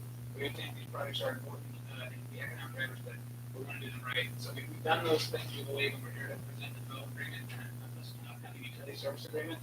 This property has some obvious positive attributes that make it appropriate for this type of development, and we believe that when this is done correctly, the agreement like we have structured here over the long term, there's the rules that we all have to play by, the things that allow for the community to have success, and the economic benefits from this can then be distributed appropriately. So we did hold that committee meeting as discussed, and we're here to just move forward with the final steps to get the development agreement, which will then kick off a series of steps, utility design, our investment from an infrastructure standpoint. So this is step one of many, but I just want to be very clear that we're very hard to get to this point. So the proposed land uses here are data center and other associated facilities, as well as the uses allowed in the city's industrial code. The reason for that is to allow for a case where data centers don't end up being important than critical infrastructure, which we believe they are, but if they aren't, there are other industrial uses that we feel fit on the property, and that's represented in the agreement. This also contemplates an earlier annexation than we would typically agree to, which we believe is beneficial, so that we would come into the city on plat, which will then allow for the revenues as the buildings get built to hit the city's actual, very important part of this development agreement. And I'll reiterate this, but there's no incentive request with this. So if we were to develop this with a affiliated entity, they would have to negotiate that, but we're not requesting that. All this is funded by the developer. We believe wholeheartedly that the developer's got to pay its way into this agreement. We have proposed some development regulations which meet or exceed the code. I'm not going to answer questions there, but we want to be good neighbors, their setbacks and building height requirements. The current access points that we're contemplating, and I'll be very clear, we've done a traffic study and worked with TechStop, but we want to make the best solution here. So this is what we have today. We're going to work on this. Our beginning going to be on 35 Front Road and then likely another access on Lucky. The Front Road access would be the primary, and where we focus most of our improvements, so lane widenings, et cetera. The other access would likely be for emergency space. So the concerns we heard at the community meeting around that curve, we think that will likely only be for emergency access.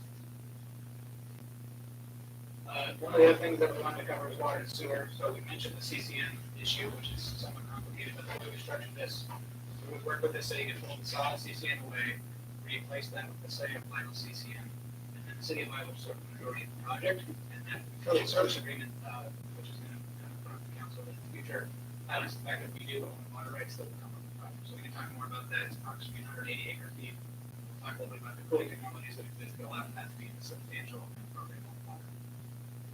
One thing that's really important, we mentioned the time frame here and the amount of time it takes to master plan and do it appropriately. This site is interesting because it does give us time. CPS currently estimates the project being 5 years out. We have to go through the process of engineering. This isn't a rush, we're not forcing this into the short term. I quickly mentioned the marketing activities. You can find a lot of information about this online. And we have a lot of folks that can follow up as we get closer to the decisions here. But air chillers are becoming more common, especially in climates like Texas that are facing water drought shortages. These are basically like your air conditioning in your house. So the water doesn't ever go to the actual ship or facility. You're using a cooling closed loop system that cools the water and it reuses it. And no one wants to run leakage from the pipes, so it's very minimal. So the way we look at that is we take the domestic needs, so the offices that are associated with these, and that's your primary driver for how we can capture the water source. So that's what's likely to be used on this project. And we will work with the city to make sure that we're protecting the resources. Okay, can I add to that? And I want to make sure, so we can answer one question for Omar or two at the same time. This is based on data that is coming from the other project that we have. So it's a closed loop system that goes along with that. What you see out on the internet is different from what is happening in some of these projects. Let me just give you an example, okay? So the water that you use in a closed loop system in that project that is going to be in going towards Nataka, they're going to have 4 facilities. Okay? Each facility is going to require 8 acre-feet of water for it to go into each building. Okay? Those 8 acre-feet of water is recyclable between 10 to 15 years. That grass farm that is out there right now is using somewhere between 300 plus acre-feet of water a year. So we can do the math and we can see. Totally understand there's some data centers out there that do use a lot of water. But some of those data centers, the one that you were talking about referring earlier, that's a data center that is equivalent to one that is up North Texas. And it's very unique because of the technology that they're using. I will tell you that both the county and the city within itself, that is something that we paid very close attention to make sure. When we approach the individuals when they're coming in here, that's what we put on there. What are we going to do to make sure that we do it as smartly and we're not using as much water to be able to do that? It should be, evident in paperwork that requested. Yeah. So once again, there's different sources. You can get with Zach because there's different sources to be able to get that information that goes along with that. But I just want to throw out there the difference between what they're trying to do compared to other data centers that are inside the state of Texas. This is a different type of system, and it's not the common type of system that goes along with it. The property value. That one, I would refer, go ahead and go through the sources, okay? Because you were referring to that particular one. Like those, It's a data center. well, it's a data center, but your request that you actually had that goes along with that. Okay? I think it's appropriate to go ahead and look at each one, okay? Yeah, just one thing to add on the water and sewer specifically. One of the things that Chris and I kind of love, another thing is staying engaged on the master plan that goes on for each city. And so this, you guys refresh those every year. So we're gonna be here for at least one more cycle. We'll be participating in those. To make sure again, we know the resources are precious. We have technology and funds that we put in solutions that can make the most of those because they drive the economy. But we don't want to ever be the person that's on the headline that says, oh, well, those guys didn't do their job. So we commit to that in this agreement, and this utility center. I did mention the traffic study. I just want to highlight the construction traffic, and that's being discussed with TxDOT. Again, we don't have the final design because we're a few years away, but ultimately there will be improvements, likely left turn lane or potentially additional widening along the I-35 frontage to allow for that construction access. Once that's done, data centers are very low impact to the roadway network because they don't have a ton of traffic. So we are looking at making our design center on construction traffic and safety. We're fully committed to that, tracking multiple projects across the country that are dealing with the same concerns that everybody else is. We know how to address it. Just now we have 4 years to make sure we get this impact right. I just want to provide some renderings. These are not from the site specifically. These are just general massing studies to show kind of what these buildings can look like. You may have seen these, but the architectural design can be pretty interesting. They're typically house a security station in front. There's large percentage of building and substations there. So, to the point on property values, we've got some studies that can show that these are directly impacted. And right again, setbacks, we can typically see with the secure fence, nice fencing, landscaping, the setback of 100 feet. These can be pretty great.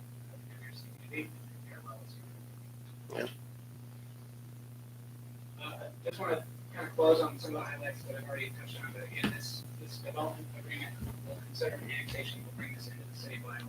It'll be properly done to meet all the standards of the city of Lyle, and that will allow the city to receive property and sales tax from the project, which I know you guys know is quite some consent once these go down for the servers. This is a master plan project. We don't know exactly how much is going to develop when because it's a market dependent thing and it depends on CGF. So we have committed to this agreement to submit a master plan within 2 years, and the delivery of power is 5 years away. So we're making a couple cycles of master plan to put the full plan established. But we're here to work through that. We will be working with the CCN boundaries. We will be funding that endeavor. We'll make sure the city is not burdening themselves with going through that process. We'll be paying for those. The city will use its relationships with its attorneys, but then we'll be paying for the developers. And then infrastructure, I just reiterate, we're not requesting any offsets. We're totally funding this project ourselves. I can answer questions. I think the formal request is for approval of the resolutions on the agenda. Again, I'm sure we have committed to long-term partnership. We are to answer questions.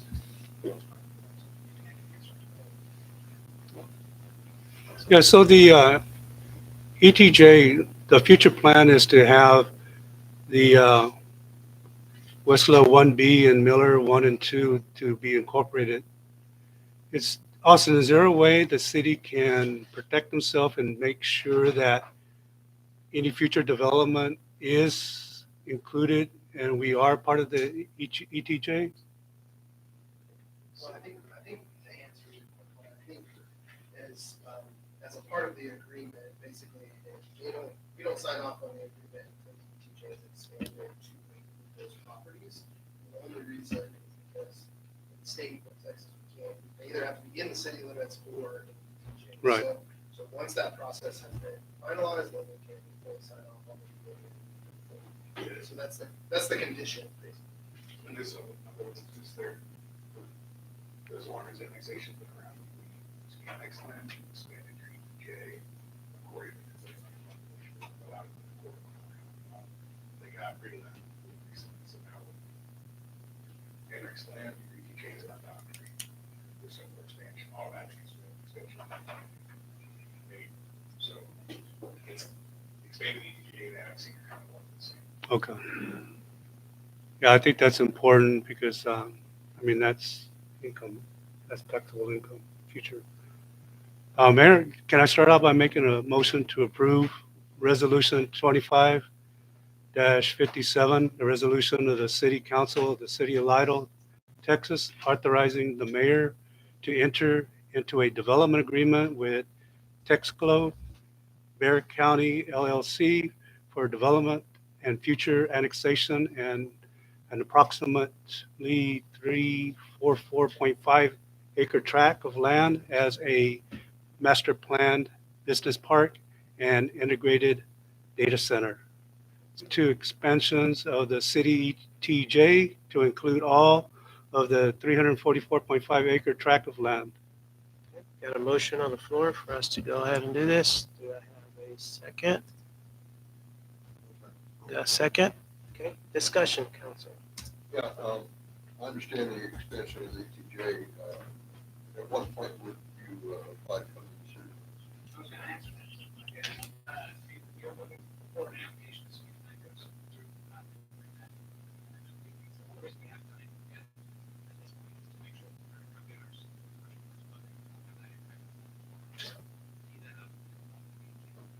I was just concerned maybe it wouldn't happen until you were further along in breaking ground or something like that. Matt? Mayor, I have one comment, full disclosure and illegal into this. So currently, that property is serviced by Bear County ESD number 5, who is the fire protection for that jurisdiction. Under new state law, prior to what happened, the city could say, hey, we annexed it, we provide fire protection, remove them from your district. They stop paying you and the money comes to us. Under new state law, that can't happen anymore. They continue paying that tax to Bear County ESD fire protection district, because it's no longer viable. Secondly, he mentioned sales tax. Bear County ESD 5 already has all the available sales tax in that area in the city. Wouldn't be getting any sales tax in that area. It would just be the property. You would just get property. Yeah. Yeah, it'd just be the property. Right now, you're not doing any retail business. Okay, but that's just based on that. Yeah. Yeah, based on that one. In Bear County, we're not part of the fire. Yeah. Yeah, I know the state law just recently changed on that, so that's something that is different. Somebody raised their hand over here. Oh, I thought I had seen him. Sorry, I got one of those. Yeah, you can ask a quick question.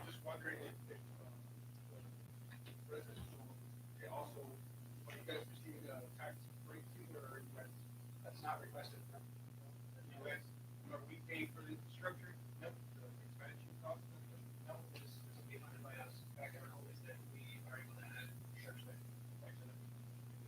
You look at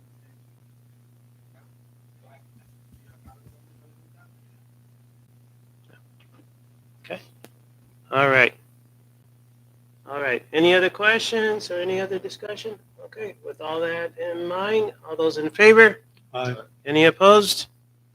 All right, all yeas. Thank you so much. All right, gentlemen, looks like we got some work to do. Zach, Zachary, can you include the presentation to the council members? make sure to do that. Okay, it is 8:10 p.m. We are going to go ahead and take a 10-minute break right now, and then we'll reconvene and we will get started again.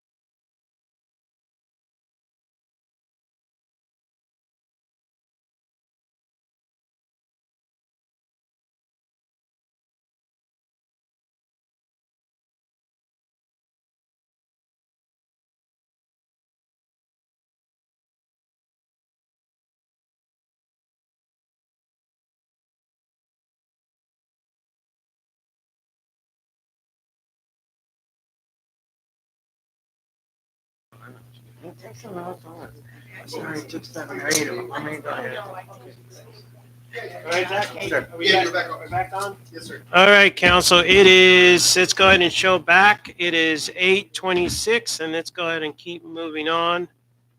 We'll go into H, consideration and possible action concerning ordinance number 25-26, an ordinance of the City Council, City of Lytle, Texas, amending the Lytle 2025 comprehensive plan, specifically the future land use map to allow for an additional residential use type, providing for incorporation of preamble, providing a repealer clause and a severity clause, and an effective date. Zach. All right, so Mayor and Council, of course, we conducted the public hearing. As you may or may not recall, we talked about it outside of this setting a little bit, but the legislature this past year passed Senate bill, which now regulates or adds new regulations for how manufactured homes are to be treated in cities. That bill does go into effect for, well, it's been signed, but cities have to do requirements by September 1st of 2026. So we started looking at what that means. Basically, the main objective of the bill was to allow for manufactured homes to be placed in a city in the same manner any other residential use would be allowed for in that same zoning classification. So how we are approaching it, or how we're looking to approach it, is we still don't think that manufactured homes across the board from a residential standpoint. So, but we do have to identify a certain area of town where, on any single lot, a manufactured home could be allowed. As you know, right now we require you can only go into a manufactured home park in the city of Lytle unless you request to go elsewhere through the manufactured home commission and then ultimately approved or denied by this body. So what this would do essentially is in the areas where we designate this new designation, this new zoning district, it would eliminate that particular process because it would be treated like any other residential use within that section. It doesn't preclude someone, if your property was zoned this as we move forward, to build a site-built home. It just gives them the flexibility to place a manufactured home on a single lot in the areas in question. In looking at our zoning map and our future land use map, where we get a lot of these requests for manufactured homes to go already is kind of where we kind of aligned the sections. And so it is off of Wisdom Road, kind of where Wisdom and Lake meet, and then Lake turns into Wisdom. And so that area kind of going north of town, along Wisdom Road on both sides. And then we also highlighted the coal mine subdivision, where even recently, I think in this last year, we've had 2 or 3 different requests out there, for manufactured homes. And so again, it would just give them the flexibility in those areas to do that. So this is kind of the first step in the process. Would be kind of amending the comp plan, amending the future land use map, because all zoning decisions do have to be based on what's in the future land use map. And so we wanted to add it, give that flexibility in the future land use map, and then we will come forth with additional zoning district information for this newly created zoning district, and then eventually rezoning the properties appropriately in those areas. Yeah. I mean, and honestly, and Zach mentioned it. So this last one that we approved in coal mine, in a nutshell, basically, they wouldn't have to go through the planning and zoning. They would not have to come in front of council. It's already going to be designated as a zone, and that helps the resident just because be able to do that. So anywhere's outside of that area would still follow the same process that we're currently doing. yes, that's correct. That's correct. But those, just based on research, that's where we get the majority of our requests that come in. So it's already a place where it normally will happen. And this will also take care of our requirement from the state for us to be able to identify. Yep. So this is step number 1. Step number 2 would be I'll work with our attorneys to come up with the language of that zoning ordinance. So we'll do a text amendment to our zoning ordinance, which will clarify the requirements within that. obviously allow the manufacturer and single family. But we'll make sure setback information, all that is kind of highlighted and outlined.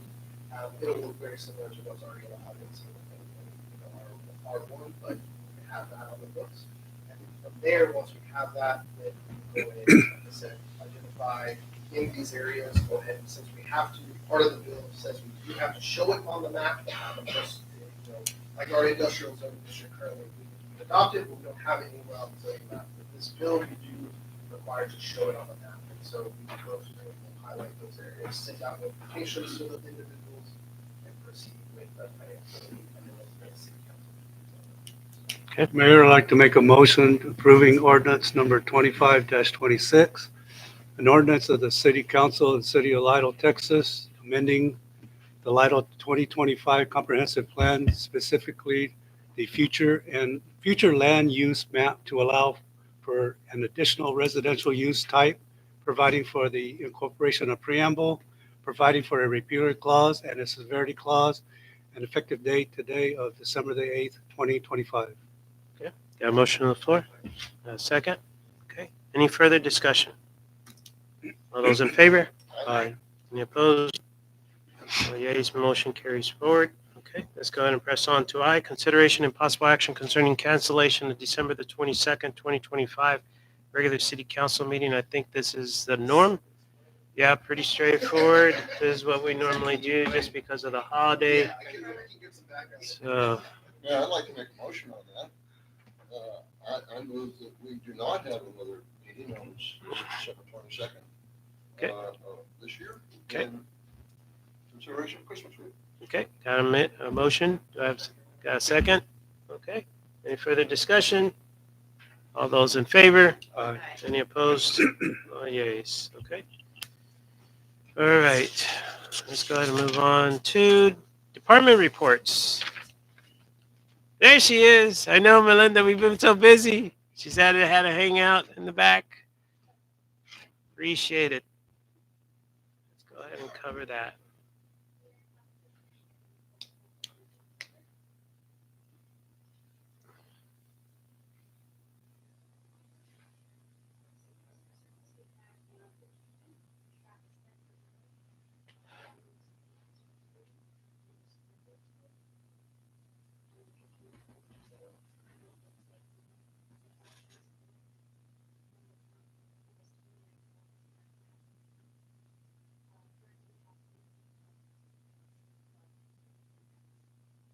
And thank you for all the help with finding some of those owners too. We appreciate that. What was the last one? Cookie? Was it Cookie? Okay. That was good, but thank you. That's the way it works.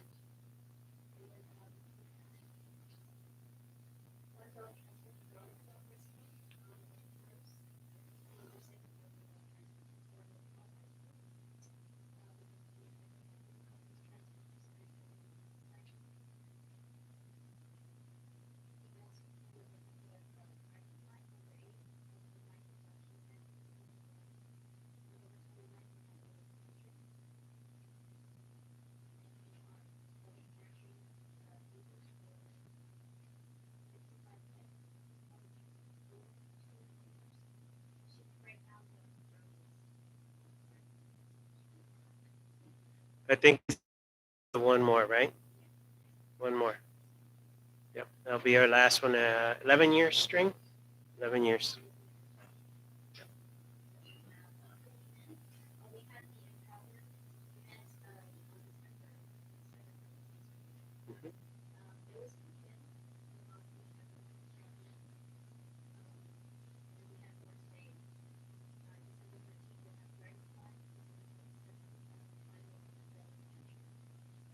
Can you mention what Dragonfly is? No, what is it? Yeah. Spay neuter. So they're keeping that one, and that will continue, right? Yeah. Awesome.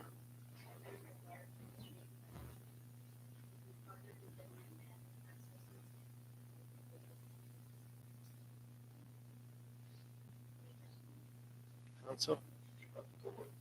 Just want to say, Melinda, thank you to you and your staff. I know you with the ratio of employees. You guys have been handling a lot more of the workload. So we appreciate all your dedicated support and taking care of that. Okay. Thank you. All right. Cassandra. Oh, she's back there too. I was like, I'm telling you. Library report. Here we go.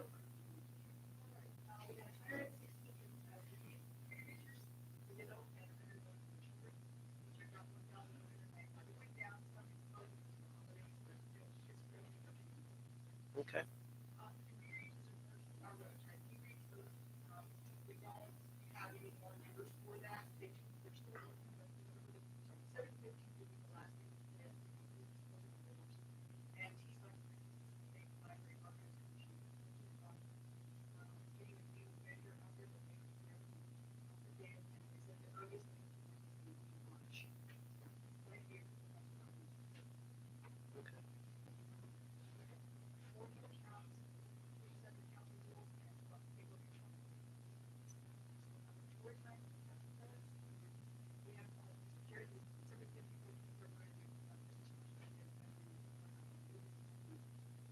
Oh, cool.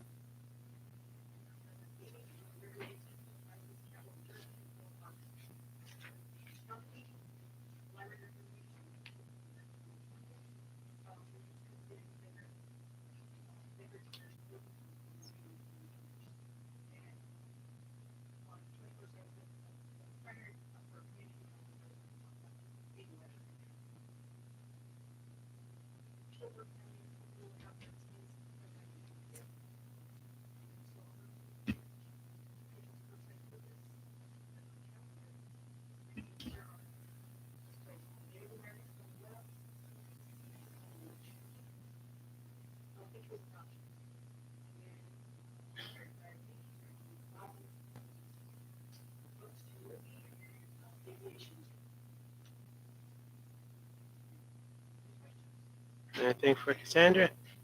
You're doing a great job. I love hearing all the kids and the folks talking about the crafts and everything that you do. Thank you for doing that. Appreciate it, Cassandra. Thank you. All right, Austin. Hey, there he is. You were over here a little while ago.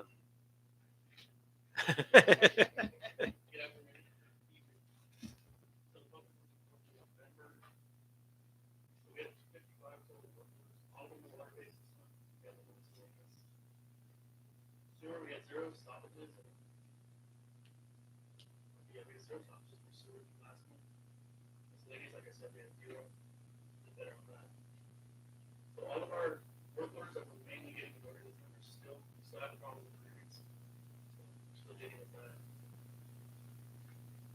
So like you said earlier, that you talked about the water usage and reductions. We did go from previously, I believe in the last year, my acre footage was about 97. 80s, high 80s, mid 90s. We got it down, now we're at like 47. We're 47. I've seen it as 43. Yeah. So we're going down. It'll always Yeah. be better to keep going. So, Council, just a reminder, the reason where we're at right now is because of all that stuff that was taken care of in that chart. As you can see there, we're trying to keep it up. Yep. So great job. It's cold, we won't be in there. Great job. Still on stage 4. Yep.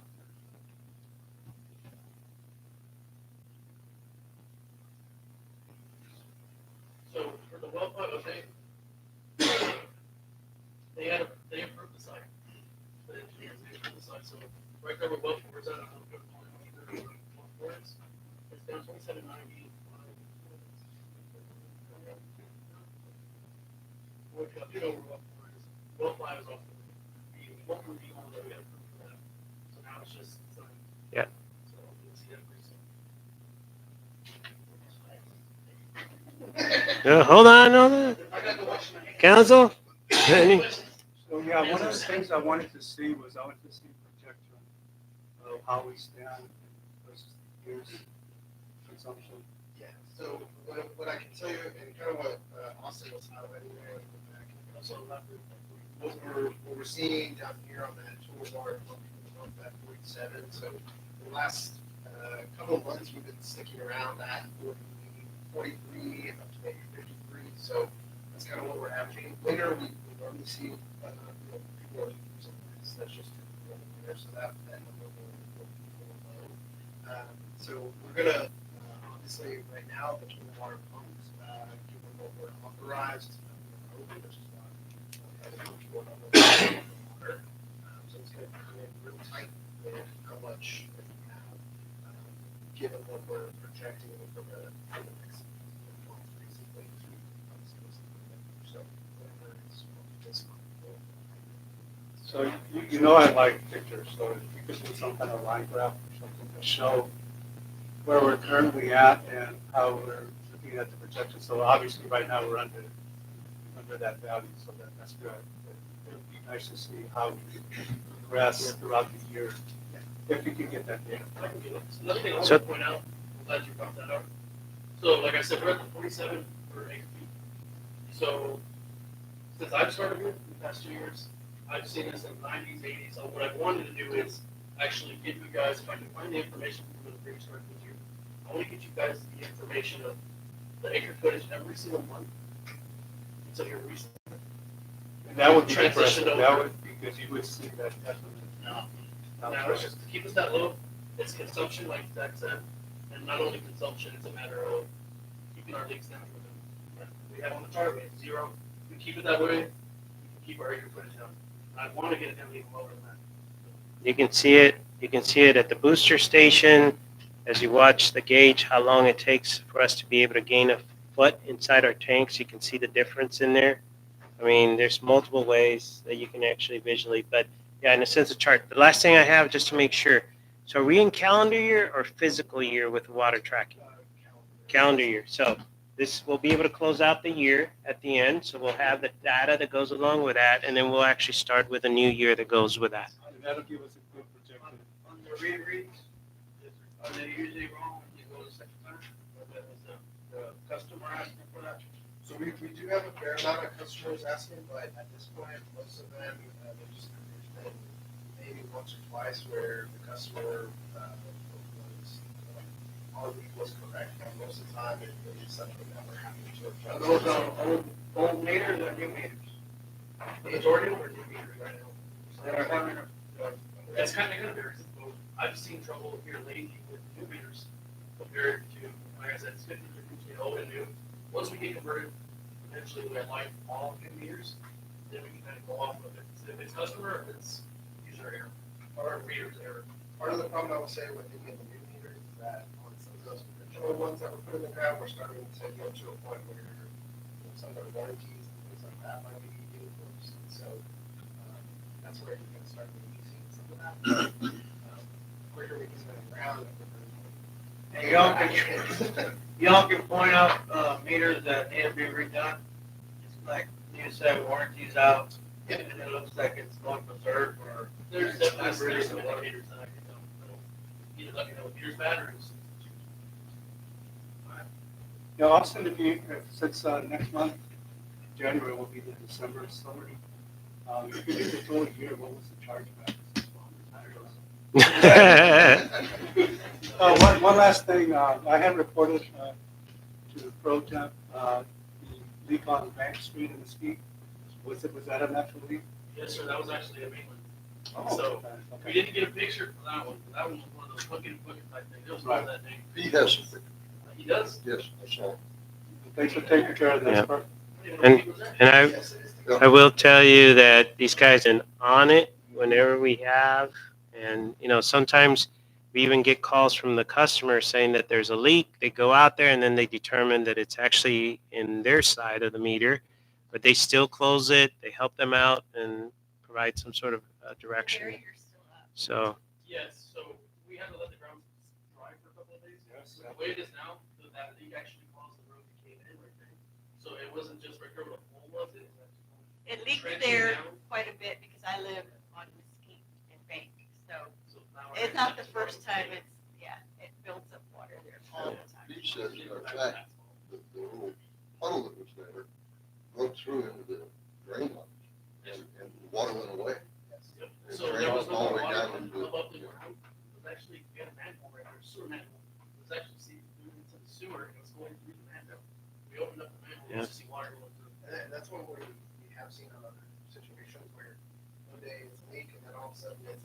dries up and it kind of confused, so we're seeing some. They got right on. I called out as soon as you called me and they fixed it the next day. Yeah, it's all good. Thank you. I will definitely get some data for you, once again, for council. Thank you. All right. Like the shirt. Like the shirt. Looking professional. That's good. All right. Here we go. Richie, come on up, sir. Yep. Okay, so you guys have interesting there. That's your typical number, nothing really out of whack or anything here. Pretty normal. Okay, cost. Oh, hold on, let's go back.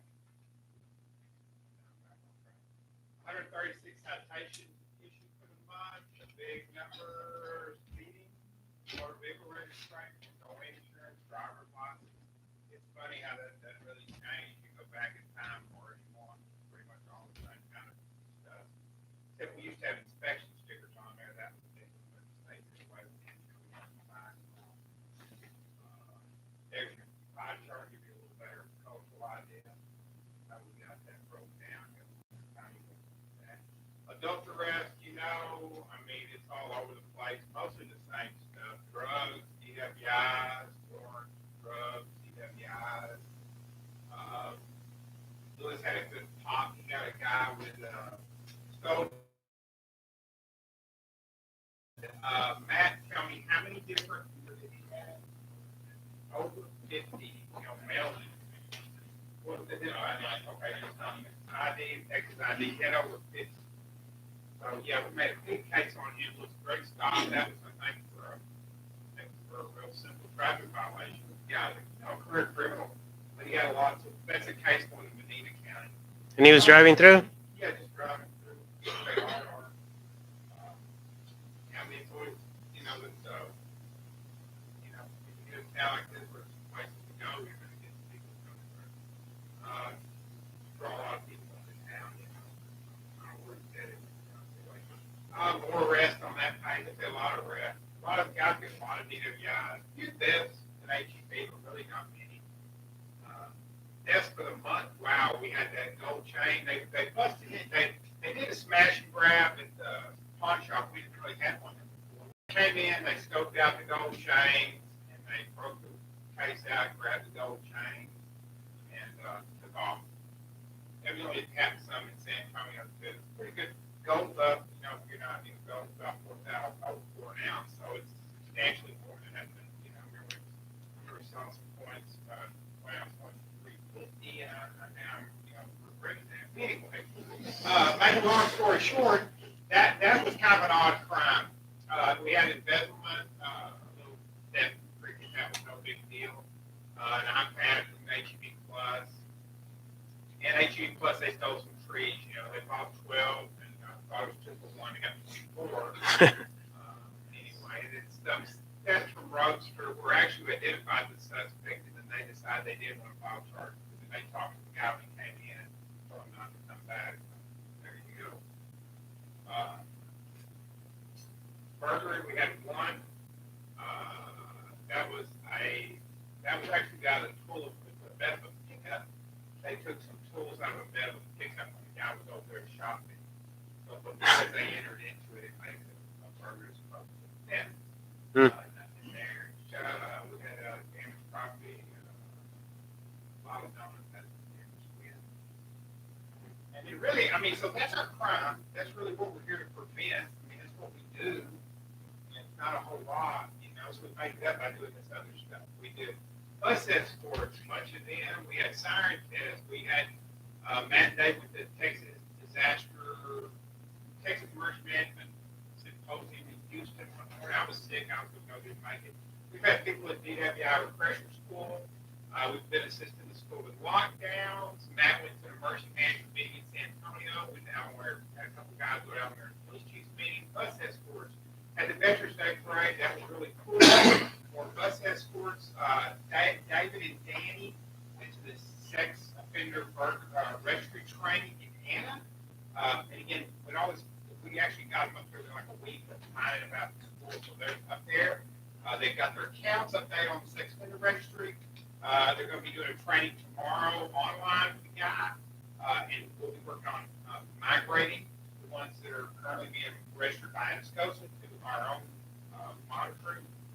And, so that's everything's on track with that. Yeah, I had 3 officers get certified as the toxicology operator. That's your breath test. We had Gordon and John have done it. Gordon retired, so we got 3 of them in there. That's again your breath test operator, 3-day course. And now they can operate the toxicologer, so that's that way you're not having to find other toxicologiers. You've got your own in-house. We use it when it's fine. I serve on the Texas Commission Law Enforcement Advisory Committee of San Antonio College's Law Enforcement Academy. We meet annually. There's about 4 or 5 people on there. We approve policies for the academy. This year, one of the big deals is allowing, facial hair. Because the other academy in San Antonio started allowing facial hair. So things like that we address. We go through a lot of policy, less, discipline plans. It's required by state law. They have this advisory committee that's approved this. It's an honor to serve up there. They have a wonderful academy and for fire, police, and EMS. It's wonderful. It's so close, but it's a wonderful. They are really doing a lot to produce people that are ready for jobs, and that's what It's not nothing. It's not checking boxes. It's a very productive program, and again, honored to serve on it. And then we helped shut down HEB on Thanksgiving because I was up there because everybody tries to get in the last minute, and I will tell you, it reminded me of COVID. People running in at 11:59 from the parking lot trying to get through the door, and HEB nowhere. Well, I got to get in. Once they see me, they don't know. They know it's a real deal. They're not going to get in. Cases filed. Wow, look at that. We've been taking a lot of cases. The Atascosa County Attorney's Office. We had 12 suspects charged, 15 cases, 15 different charges. The District Attorney's Office, 3 people, 4 charges. None in Medina, but we did file some Medina. Human resource allocation. The last one there would be the one that ended right before Thanksgiving. We had a total of 6 hours overtime, 31 hours vacation, 27 hours sick, 8.5 personal leave. Fire marshal, that was the Outlaws Fort Farm Grill. Was in fact on that one on the call. Mental health detentions or transports, we had 5. And background checks, and he did, there, let's see.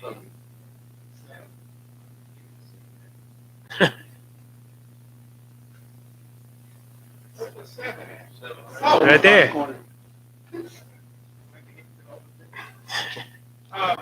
Anyway, then that was delivered evidence to the crime lab twice. That's something new we're having to do. Yes.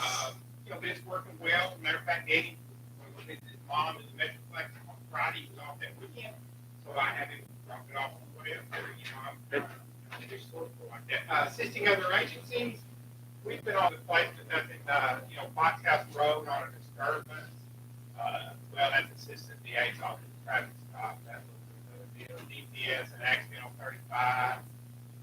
Sheriff's Department, Getaway. I'm not sure about that one. Emergency detention on Penn Road. They had something going on out there. And an accident in Bear County. And suspicious vehicle was almost 2 in the Los Colombos. So yeah, we pretty much just Atascosa County, the northern big around. Okay. That's the end of it. That's it. And everything's going extremely well.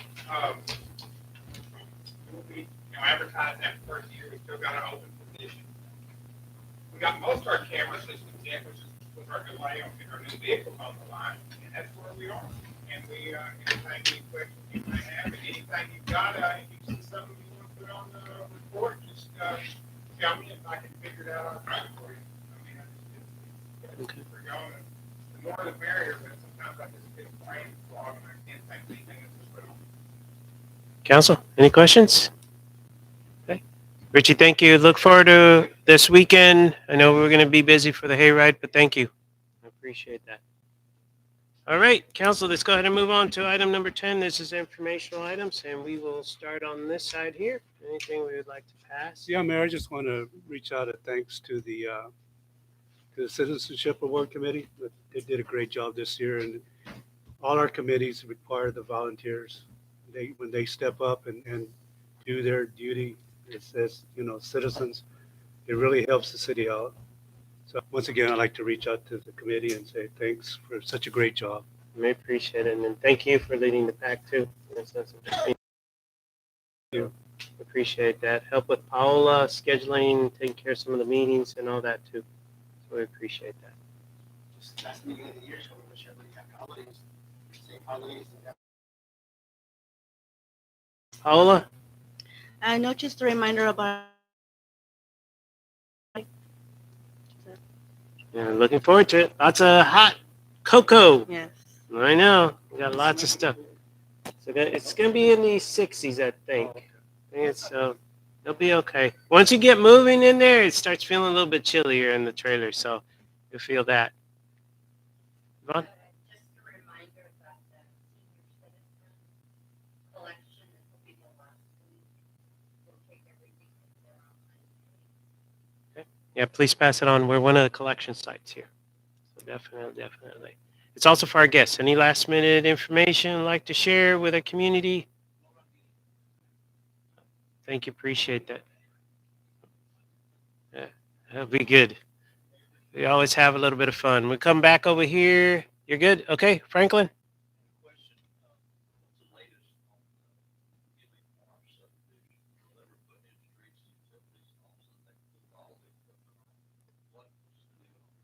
So the contractor or the developer right now is in a pause, basically. In a pause. Yeah. Yeah, it's in a pause, basically. I think so.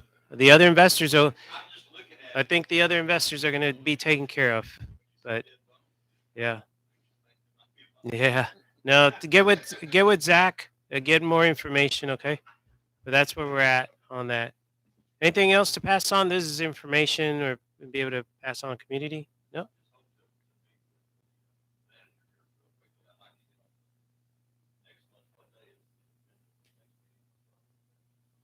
Yep. Just get with them once again. Okay, AD. Anything back there? Anything you'd like to share? Anything else? Thanks again for the comments. Appreciate it, sir. Thank you for being here. Any last minute public works? Okay, Divine News. Anything you want to pass on? No, we're good. He's always behind the camera. Oh, Cassandra, there you are. Anything? No? Oh, there, Melinda too. Anything? Last minute? Okay. Come over and foster. Come over and adopt, right? Okay, we'll do that. Matt, anything we need to pass? Austin? Nothing at all? The band is going to the regional concert this Saturday down in Pleasanton.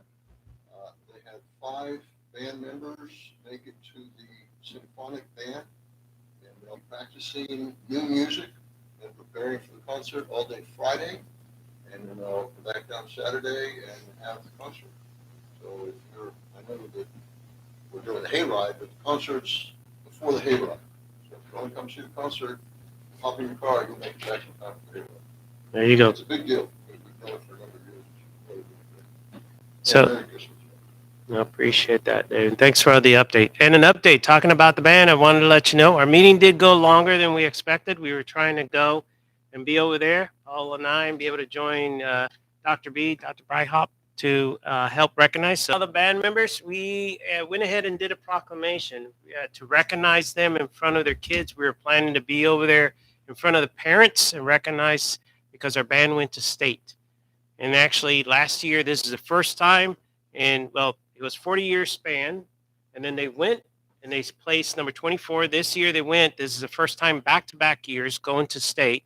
They got up to number 18 in the state. I think our directors are awesome. I mean, just from the color guard to the band, everything. Yep. They're just really unbelievable. So our band is doing really, really good. They keep showing, and one of our appreciation on behalf of the council was a proclamation, and Dr. Breithaupt went ahead and presented that in front of everybody during the concert that they had tonight. So we want to publicly thank him for doing that and being able to highlight that. So that was pretty cool. Okay, thanks to city staff. We talked about our billing. I will tell you, our staff here was working long hours, long times. I'm looking at her, trying to verify, try to figure out things, and we really appreciate all your efforts to make sure that we try to get it. So we're looking forward. We heard it from the contractor, so we're looking forward to opportunity. There's some other stuff that we're going to need to go ahead and address too. So we appreciate that. Thanks to city staff for the staff meal and the activities, getting us all together. We appreciate that. Thanks to Public Works, city staff, PD, everybody for prepping for this weekend's hayride. There's a lot of stuff to be able to get this hayride off the ground. We got 16 trailers from what I understand, which is great. It's a good number. All of them are at least 20 feet or bigger. So it should be fun. And Public Works is also helping us out with that to try to do that. So encourage folks. We got some great stuff too. We got Santa's workshop there, right? We also going to have one of those globes where you walk in and you can take a picture and it looks like you're inside a Christmas ornament to do that. And then along the route, we have some surprises. I will just leave it there. I think it's going to be a fun year. People will remember some of the stuff that is happening. Once again, reminder on the 13th of December on the morning, we had Pam let us know that we've done a lot of stuff in this community. And we're waiting from her sons to actually get some details. We'll disseminate that, let everybody know, and everybody's invited. Just a great person who made a difference in our community. It's just sad, but thoughts and prayers for the family, for them. Birthdays that are coming up. I think we got Liza in City Hall on the 11th. So have a little bit of fun. And then I still don't know, Richie. We got 2 police officers, you know. So David and Ryan, they're both on the same date. So is that, yeah. So I know there was some sort of bet at sea, or I don't know, it's something, but hey, we got birthdays. So birthday celebrations on that. I do need to get the new list. I know we have some new folks to make sure that we don't miss, but please take the time to be able to do that. Last thing, any last minute, anything be able to pass on? Okay. Last thing, just want to wish everybody a Merry Christmas, Happy Holidays, Feliz Navidad, Próspero Año Nuevo. You know, to everybody, please enjoy, be safe. Please be safe. Let's take care of everybody. Make sure you have a safe holiday around here, but a joyous one among our families and friends. And one special request, please, during this holiday season, if you have any elderly or anybody that they usually by themselves, do something special. Reach out to them, take care of them, visit them, you know, get some little bit of extra something and stop by and just wish, and it's a big difference. And maybe they're also fortunate enough, I've heard, that there's little groups of kids that are actually going around and they select different houses and they're singing Christmas carols. And they took it upon themselves. We don't know where they're going to be. They don't have a plan. They just show up. I will tell you that today I spotted Santa and Mrs. Santa on a van driving over on Lakeshore, and they were going to a house. And what were they doing? I don't know. I think they stopped by and provide merry cheer to the houses. So there's a lot of cheer already starting around here. Okay, with that in mind, it is 9:05 right now. Can I have a motion for us to adjourn? I move that we adjourn this last meeting of the year 2025. Okay, got a second? Okay, I'm not going to ask for a discussion. All those in favor? Any opposed? All right.